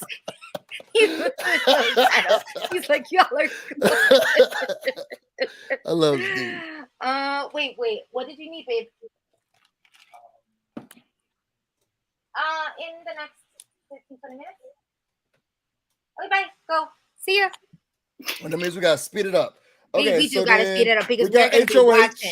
We're gonna be watching. So let's get to everybody. Got Azza, you home? Yeah. Okay. Yeah, everybody. Okay. I need food, so I'm just gonna come over. But oh, sorry. Okay, we'll move on. We'll do after. We'll talk after. But just to kind of follow up on what you said, Busy, is the fact that yes, a lot of us realize what the hell is going on with really and feeling like we really don't have the power to do anything, especially when you're at the bottom. Like there's so many different situations. It's not always like these people aren't standing up and they're not doing what they think is right. This is still a game in many situations. They don't know how bad it really is or it has gotten, right? Yeah. I never knew that the things that happened on my season happened on my season. Like the reasons why I picked the people I picked was because they had because I did know that they were being, you know, that they were being condescending and that they were the most physical threats in the house. One called me a bitch in the house. So I know that those were reasons for me to do that. I saw some of the mistreatment during my time on the block with Kemi, certain things, but I didn't know it was that bad. I did not know it was that bad. I knew that another one was being abusive, like mentally abusive to women in the house. And to this day, I still feel like I still have that trauma for not speaking up and telling the DR that I felt uncomfortable with this man in the house. Like I never thought about that either. There's things that happen to every person individually, but I put it in the sense of like, it's very much like that episode of What Would You Do?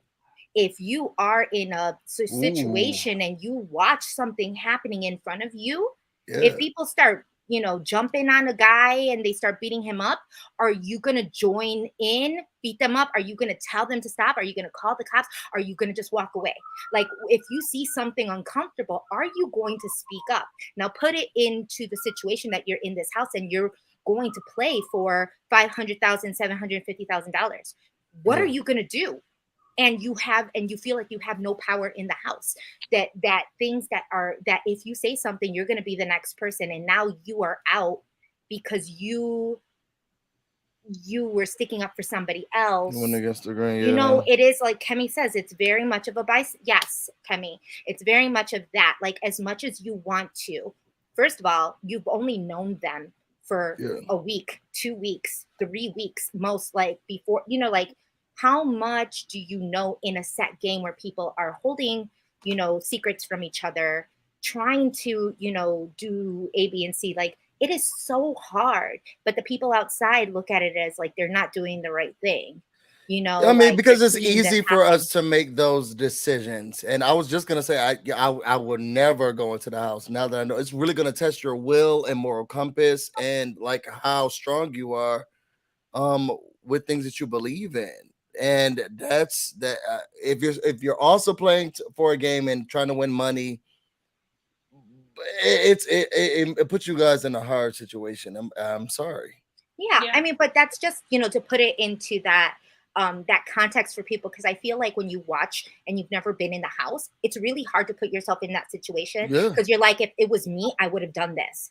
But you also have the ability, you know, to repost it on Twitter or to walk outside of the house to clear your mind with no people, or, you know, like all of these different things that you have. We do not have any of that. And with that, even when I watch it to this day, I feel I get revved up, especially this past week with everything that's been happening. You get revved up because I want to go into that groupthink mentality with all of Twitter. And I want to bash some of these people. And I want to say certain things, you know, but the player in me, the one who forgot of what it's like to be in that house, wants me to be compassionate for the people that are in there, and wants me to sit down and listen to their stories. And even with things, you know, even with last year's drama with the, you know, with Big D, or with, you know, all of these things, I sat down and became friends with Big D, because he told his story, because he's trying to be better and is working towards that, being and learning. And y'all need to forgive him, person, you know, like, and it's not just Big, you know, it's not just Big D. I'm just saying it as an example, but because there are a lot of other people that are you know, that are like this, and it happens. Like, give people room to grow. But now when they show their ass, and you've already given them years to figure it out, and they don't, then believe it. But I'm saying for people who are honestly trying to do the work and being the friends and learning and trying to change, like for those people, you know, that's what I'm talking about. And we started not talking about it. Jessica. I mean, from like, I remember looking back on like when I got out the house and I would see like people whom I like loved and respected all the years, and like they would say some pretty hurtful stuff about me. I'm like, dang, that hurt my feelings, you know?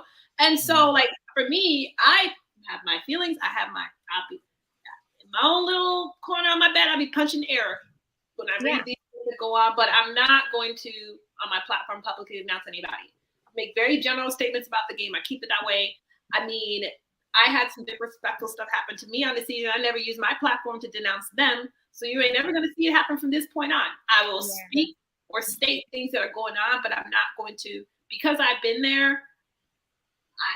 I just, that barrage of like the behemoth and the monster of social media that I was met when I got out that house, and I love y'all. Y'all like sisters to me. But please follow me on Twitter, Busy Blue, and I will be trashing every person. All the people. I do not and I'll be dragging them by the scalp out the door. He said, I've never been in the house. I could trash whoever the hell I want. And I love my friends. I heard their experiences. I'm dying. But I'm going to be dragging them by the scalp. Whoever I don't like, I'm dragging them by the scalp. And that's that on that. And that's that on that. So we're gonna go back into this episode. We're gonna give it like 10 more minutes. Let's talk briefly about Joseph is hot.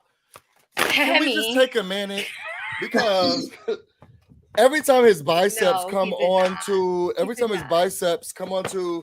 the camera, no matter which one it is, I live. Your man is watching this. I hope you know. And he lives too. We both be moaning. Let's go. He has a very nice smile, and the body is great. He has muscles in places I didn't know that you can have a muscle in. He's good. Wait, so we're gonna get into, if you're not watching this, if you're not watching feeds, we're just gonna go quickly because like we said, because it took us forever, but right, Paloma's out, Pooch is out, Turner is the HOH. People thought it was going to be the end of the world, that we were just going to have another Taylor was going to go up and all this situation. Well, it almost was. We had a twist. BB Besties. At this point in the BB Besties, we see that people are now, the house guests are now paired into two. We have Taylor and Nicole. We have Kyle and Daniel. We have Monty and Joseph. We have Amira and Terrence. We have help me out, buddies. My buddies. We have who am I missing? We have Indy. Turner and Jasmine. We have Turner and Jasmine. We have Indy and Alyssa. Is that everybody? Yes. Did I miss anybody? I don't. And Michael and Michael. Yes. Okay, so we have our 14. Yes, so these are the pairs. They're operating as pairs, but they still are individuals. So the idea would be correct. The idea would be if one goes on the block, their BB bestie goes on the block.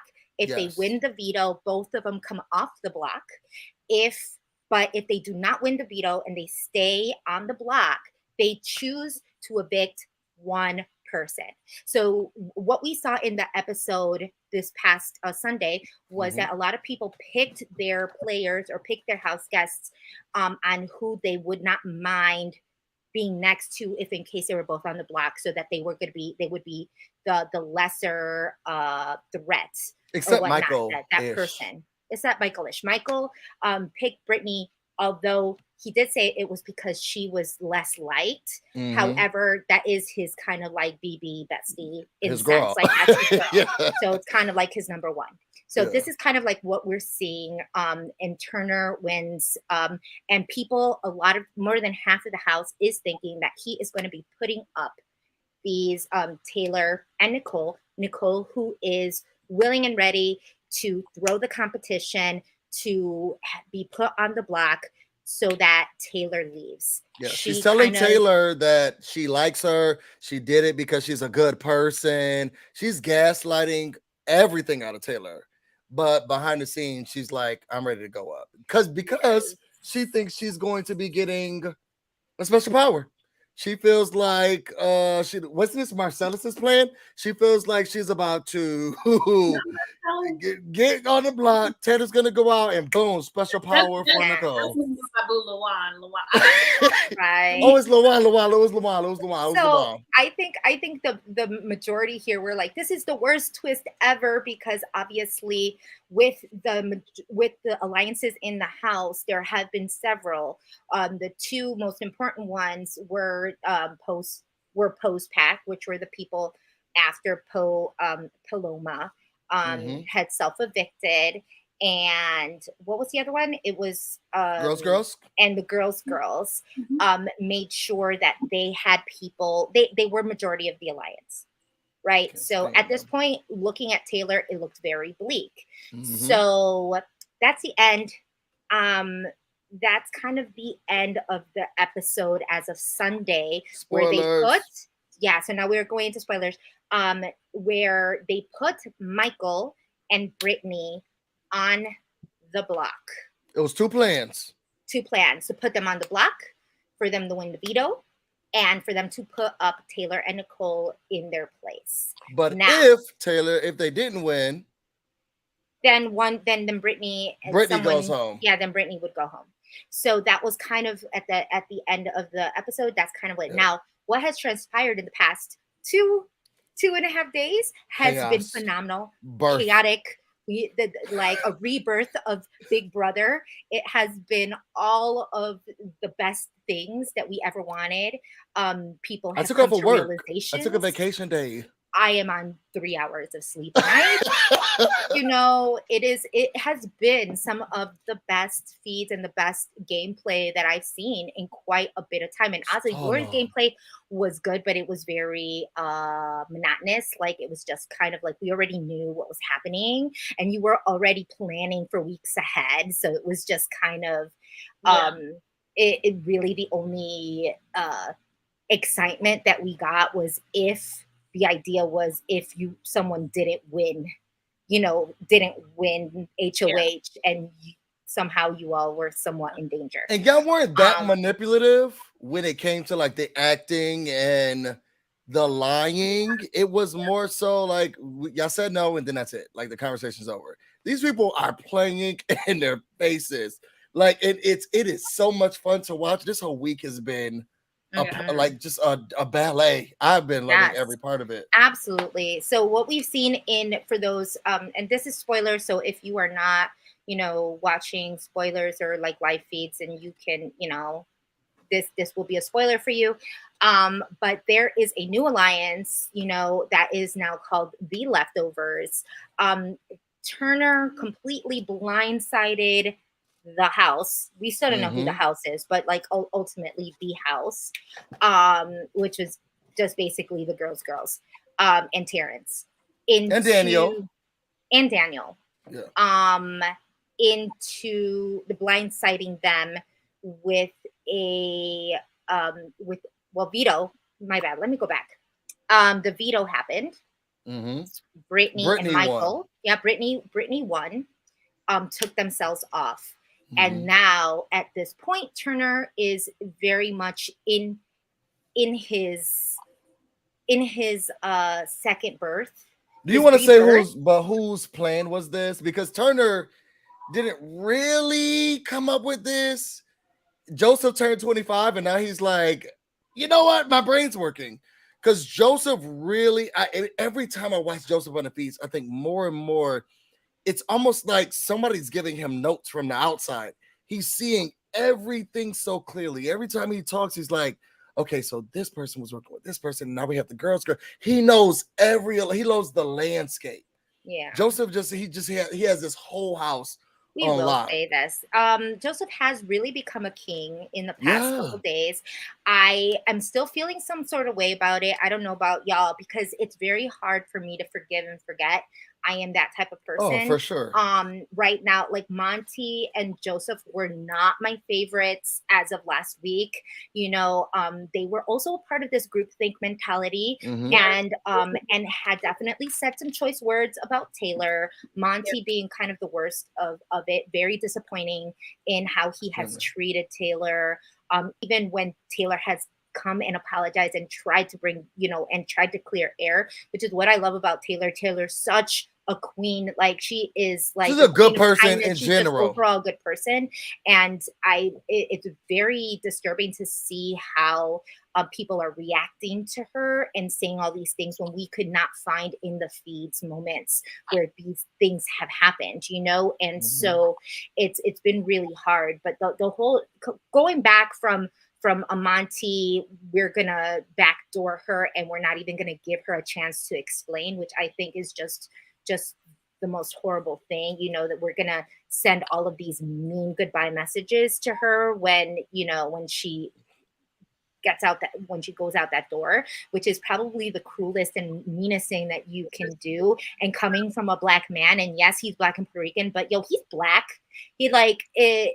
Child, the Black men are the biggest disappointment at this point. I'm so mad at them. I want to say that even though, as you can see, I am not a Black woman, I know I can say as a Black man, it's hard to watch and it's disgusting to watch. But I'm saying that a lot of people are discounting Monty for being Black, and when he is obviously Black, and even though he is saying he is Puerto Rican.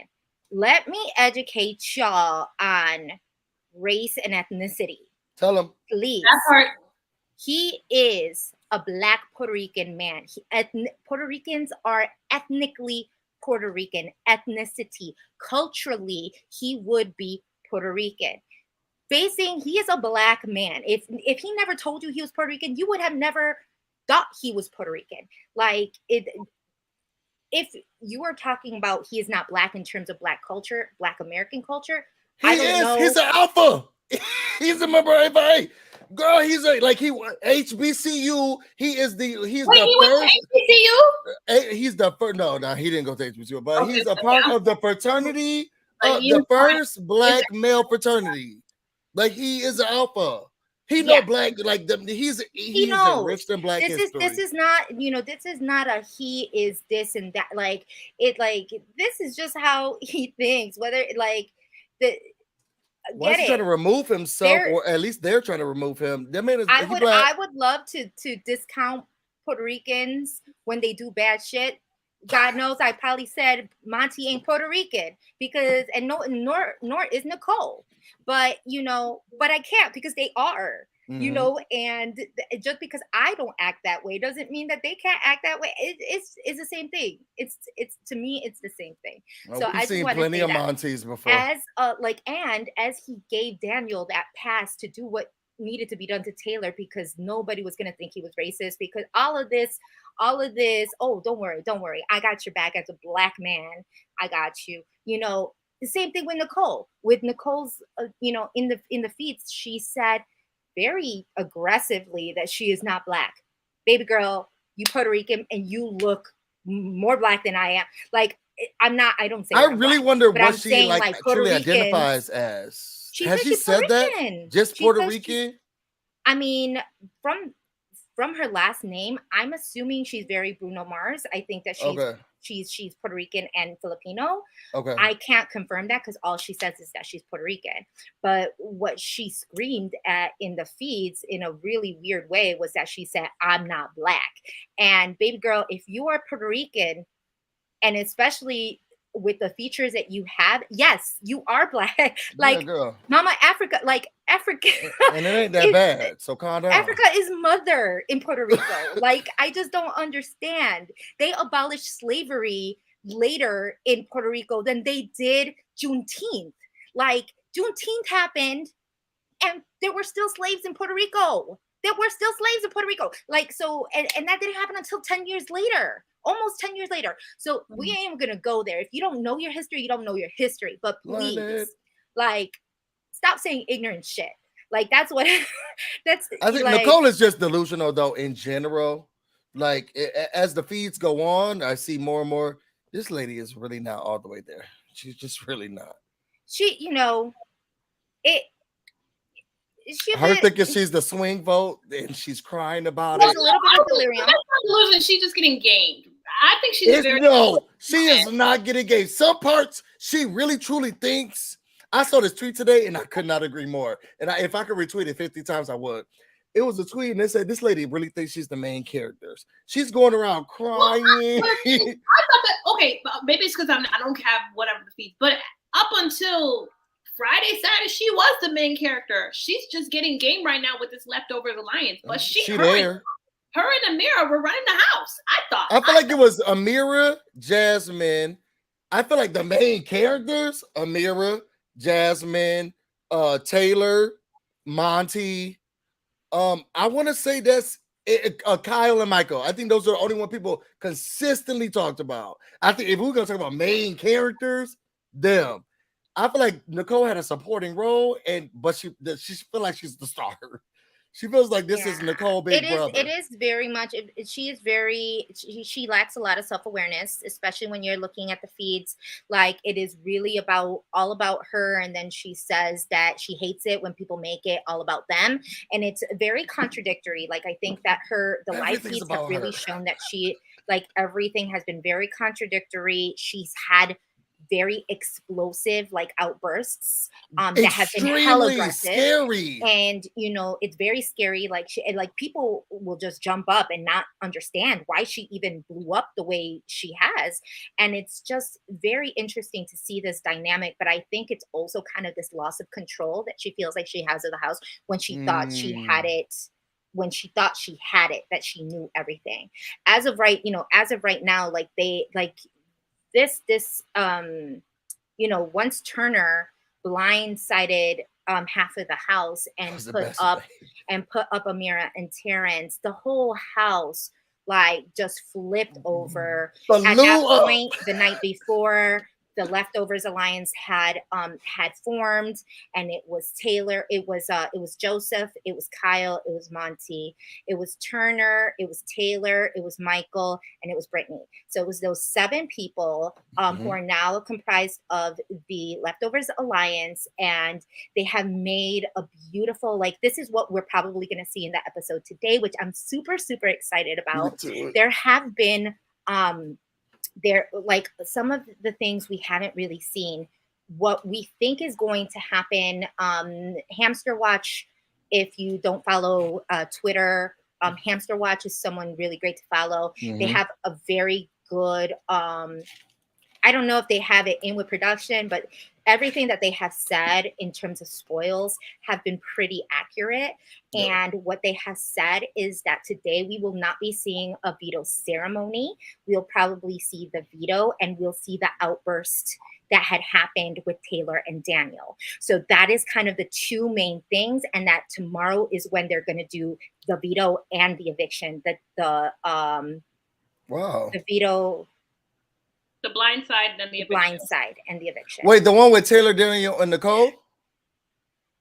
The blind side. No, so what we're probably going to see today is going to be the formation of the leftovers and the veto comp. The veto comp we're going to see. We're going to see everything that happens prior.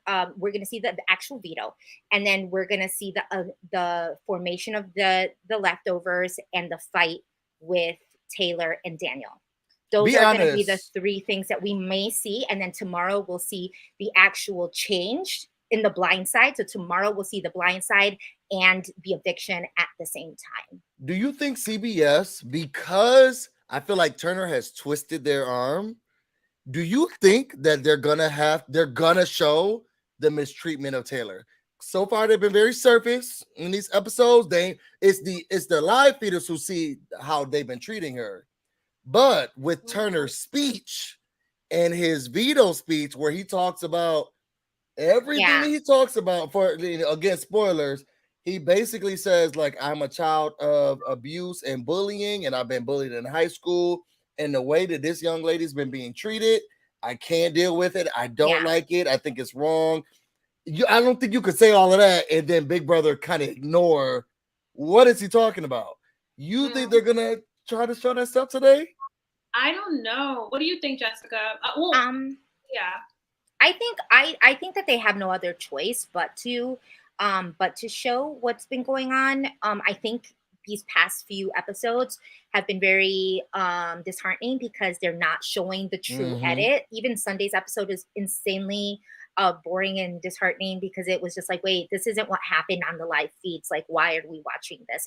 It feels like a completely different house. But I think that once Turner shows there's just no way because of the blind side has to do, a majority of it has to do because of Taylor and how she's been bullied. Like you said, Busy, he is a product of bullying. He has said that, and it had really affected him. And so he knew that he did not want to put her up. But since we won't see that actual veto, he made a speech. He made a speech, and the speech had to do with why he's not putting Taylor up. But this isn't technically going to happen until tomorrow. So, and rightfully so, because that you would need to understand the flip. So I think today we may see a good flip of like what's actually kind of happening in the house, which is why maybe we will see the Daniel and Taylor fallout, because I think it would then tell the story of why, because the leftovers, even with the leftovers forming, the leftovers are being formed, and half of that conversation was because of Taylor, for them to protect Taylor. So because they're always constantly talking about the mistreatment of Taylor, it would be very irresponsible for them to not show what I just know in watching your season, Jessica, like it took a while for like the show to catch up with the live feeds, like weeks. So it was almost as if it was, all right, fine, we're going to do it. I don't think they have any choice. And from the day after the speech, I would say the day after, immediately after the speech, every one of the house guests were stuck on the speech. Like that's how much of an impact it penetrated people's personalities. It penetrated their pride. Everyone kept talking about the speech. Then everybody was, did I say that? I wasn't mean to her. I never said anything. I kept trying to bring her outside. I was always nice to her. Like throughout the whole entire day, everyone was just focused on, I heard a speech and we never did that. Like there's no way around it because even the whole house just talked about it for 2 days straight.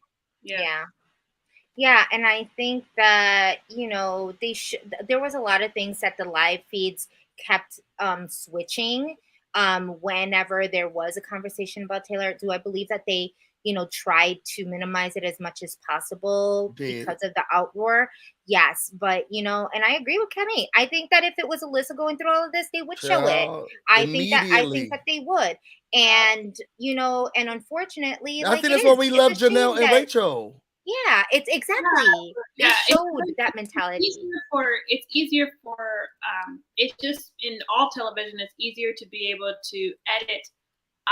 It's easier to be able to edit. It's difficult to edit women of color in vulnerable positions, in positions where they're feeling bullied or anything like that. It's hard, but it's very easy for people to, it's easier. And at least, unfortunately.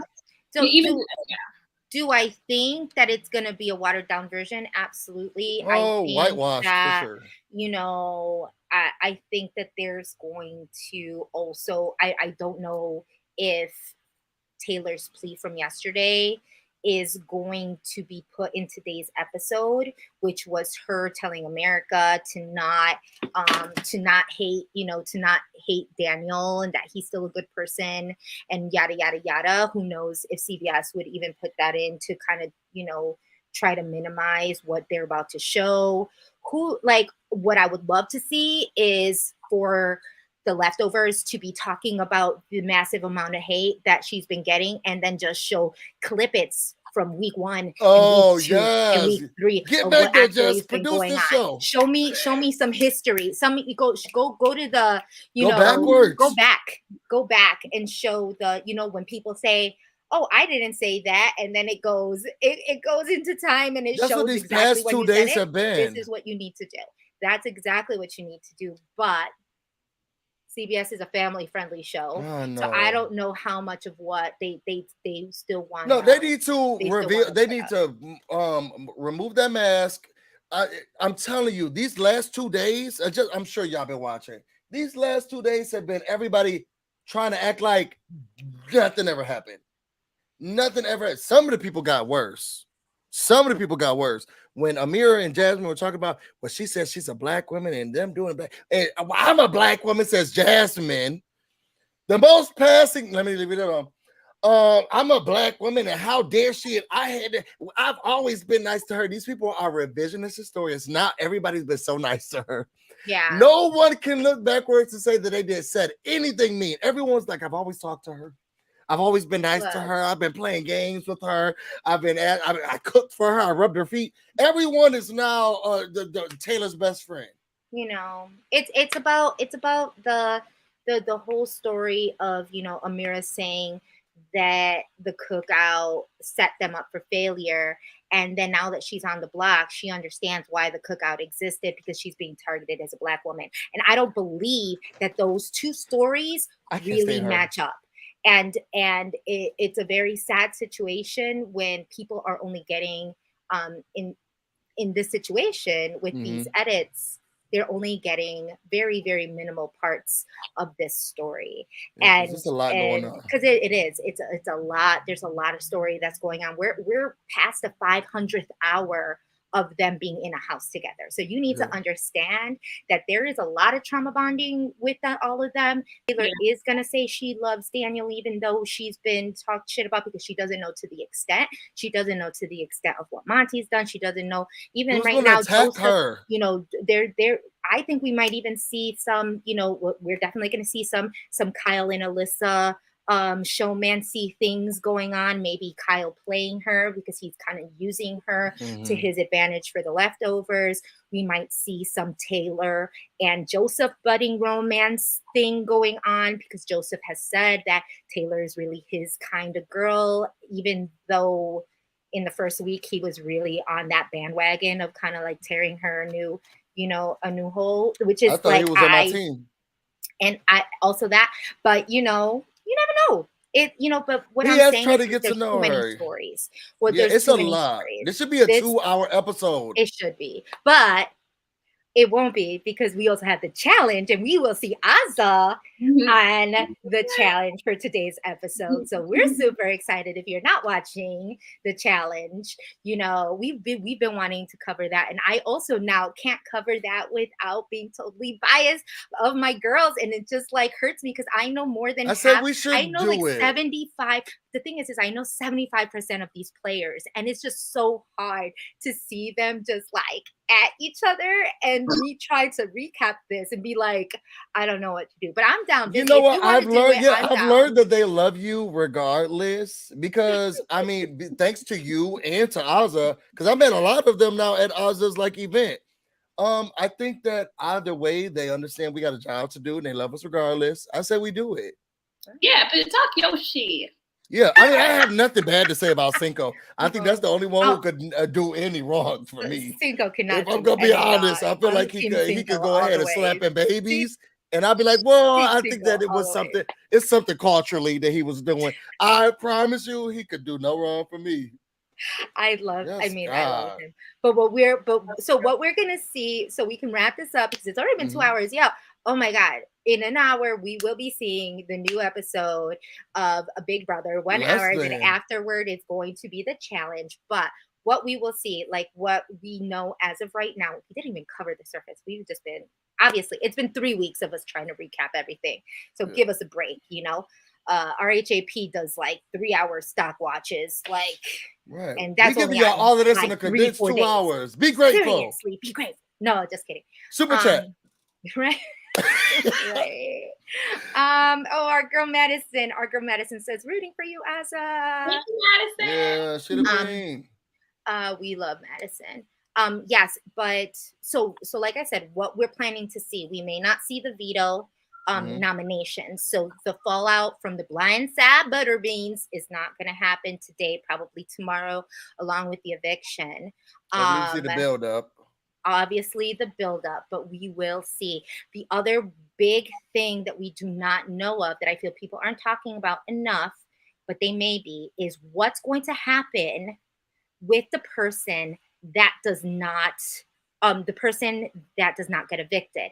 Because in Julie's last context said that the person who does not get evicted is not guaranteed safety. So this is another thing that I can't wait actually for tomorrow to figure out this twist, because I think technically so I posted this on my Twitter, and if y'all don't follow me on Twitter, you can follow me. I'm private. I will. I'm gonna say you just say you're private. But you can still follow me. You can follow me, and I can approve it.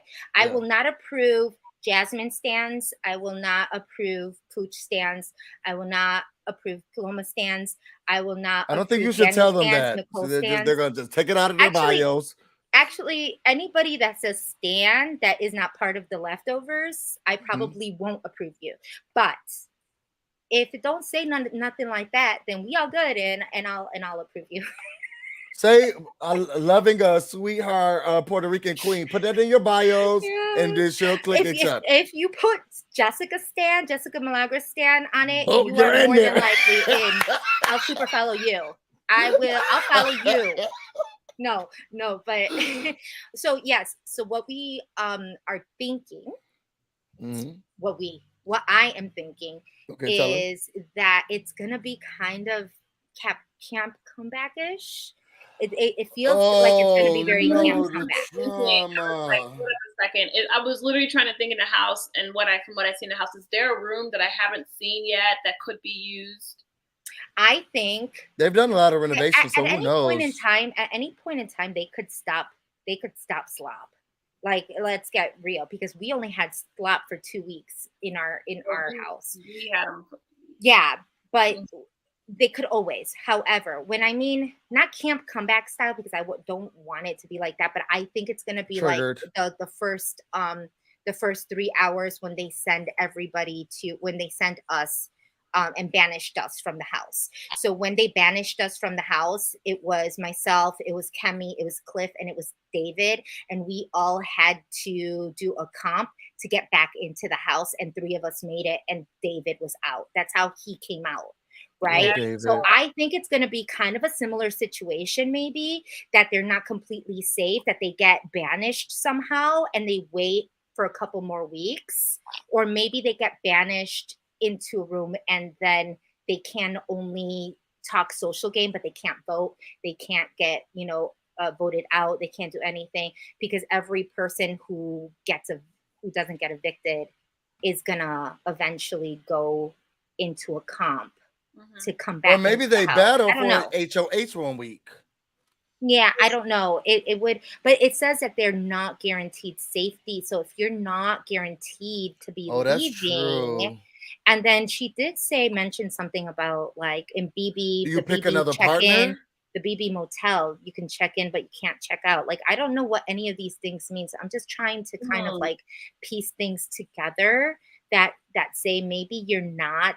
Y'all, imagine being friends with Jess, like, and she texts you this when she's like thinking it, like, currently. I want y'all to just know like what's happening online right now currently.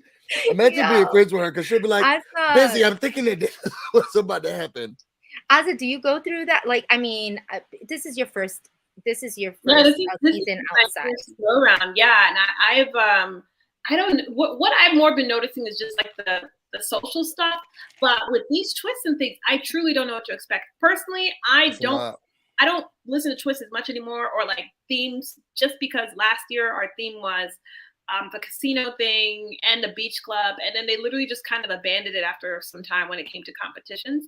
But I mean, these things that you say about like, oh, check in, you can't check out, and like, I don't know, it's a lot to think of. Just they've been very twist heavy this season. They have been. And like, I think that this BB the backstage, it kind of flopped So I'm pretty sure that they just kind of want to make this be, be a little different.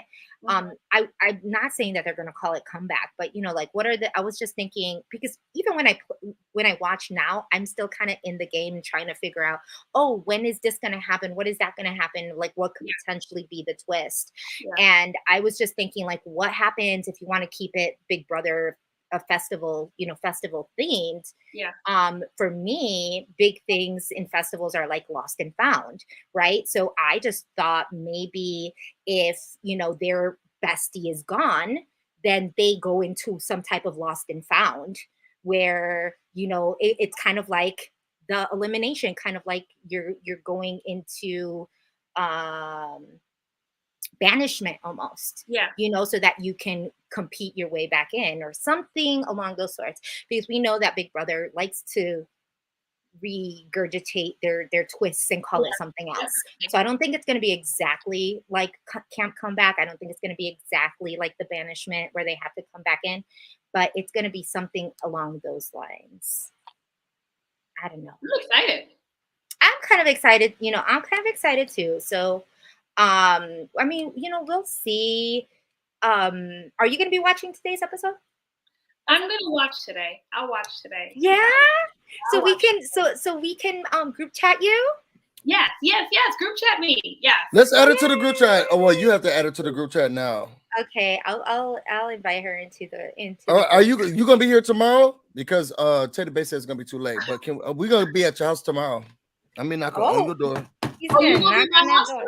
Yeah, I'm gonna say also we watch your Big Brother tomorrow. So let us in. Yeah, so you can do the eviction. That would be a. And I will scream outside your door, and I'll do what I need to do. Okay, yes.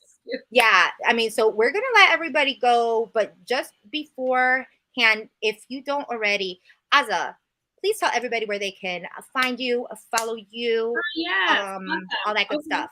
Sure. Well, you can follow me on Instagram, Wonderful World of AZ, Wonderful World of Oz, on TikTok, and on Twitter, I'm Aza_Awasome. And I do have a cookbook.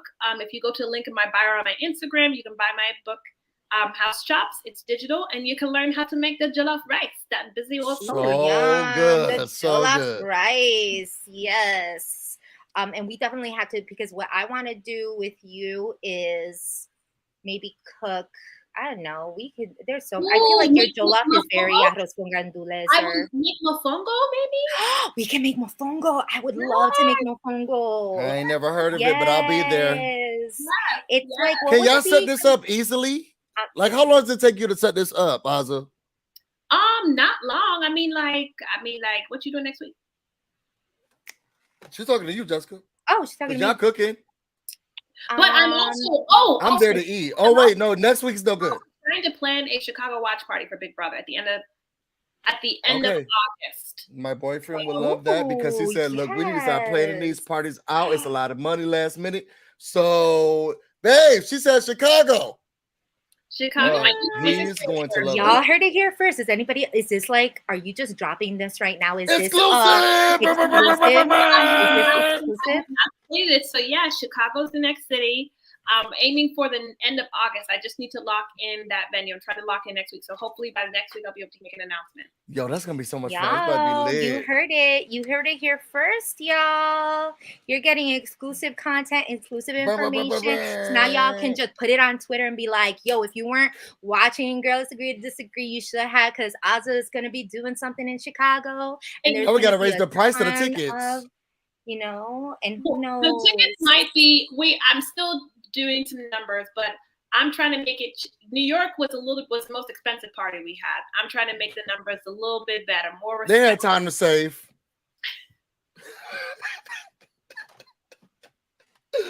All right, so y'all think when we make it what you call it again, Aza? Mango. When we make it mango, and then I'll be there. Yeah, it's a mango, all that. It's the same thing. Yeah, basically. And Nicole gonna be there too, right? Her name Nicole. Her name Nicole? What are you talking about?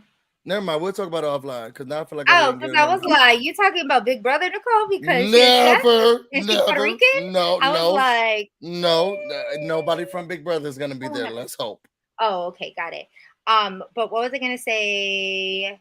Oh my gosh, I was gonna say something and I completely forgot because we've already. You were gonna say Busy. Where can they find you? Y'all can find me on Instagram, Twitter. Busy Blue, no space, no E, all social media platforms. Yeah, and I drag your faves. Yes, he does. I'm kind of like the more even keeled one, but Busy kind of brings something out in me that makes me act like a fool sometimes, and so I get it. He brings out the Puerto Rican in me, where I get all sassy and like, no, you didn't, but yeah, we love to see it. Gosh, but I was gonna say something. Oh well. I let go now, but I'll post it. If you don't already follow Girl Let's Agree to Disagree on our Twitter handles, and we're trying to make this hopefully weekly if we can do that, depending on who else pisses me off, where I won't want to. Oh, that's what I was gonna say. How did you forget this? I'm interviewing on Friday, so I have to interview the evicted house guest for this questions. Week. Do we think that it's Terrence? Do we think that it's Amira? More than likely, it will probably be Amira. So if you have questions, please go into our comments. If you don't already, click like, subscribe to this. Make sure you're liking this. And in our comments, please let us know if you have any questions for Amira. I will be asking. The crazy thing is that last year, with Azza's group, I had 10 minutes to ask them questions per person, and they just literally slid it in half. I only have 5 minutes to read this girl. So I only have 5 minutes to read these house guests. Jesus. Obviously, that's not going to give me much time. So I need all of your questions and I will pick from the most important ones. I have some other people that are going to also be interviewing. So I'm asking for them to not pick the ones that I'm asking, or I'm trying to figure out who's asking what, so that way my interview, my 5-minute interview, is going to be different than someone like Katz, if you follow the Conspiring Bitches podcast, or Nerdtainment, who is also going to be so excited. It's the first year, y'all. Shout out to Nerdtainment, first year. Shout out to Nerdtainment. They're so excited interviews. For Sarah. Sarah's amazing. So yes, so please send us questions, and I'm excited but not excited to interview them this year. Why? Amira's gonna be very excited to, if the way she was crying in the house, the way she's gonna lead the house, I would love to see it. Oh my god. Oh. I'm not gonna read her, but I am gonna ask her. I never read people. I feel like I'm pretty nice. But I will ask if you all are asking for hard questions, just let me know, and I will try to ask. Yeah. Or you could also put it on Twitter. Add us, Girl Let's Agree to Disagree. And then hashtag BB24, and then put your question in. Get us in the algorithm. Yeah, BB20. Yeah, hashtag BB24. Add us at girl_LATD and ask the question, because we will see it. Thank you so much, Azza, for being here with us. Azza, you should come more often. This was fun having you. I'm down. This is so fun. Thank you for having me. Anytime. Medicines. That would be a little bit of a read, but I think, I mean, given that she thinks as of right now, she thinks it's going to be a unanimous, almost close to Terrence unanimous is going decision home. That Terrence is going home. Oh my god, poor me. So I love it. This is what makes this cast so great. They're so delusional, and the delusions, they write themselves for them. Oh, we love to see it.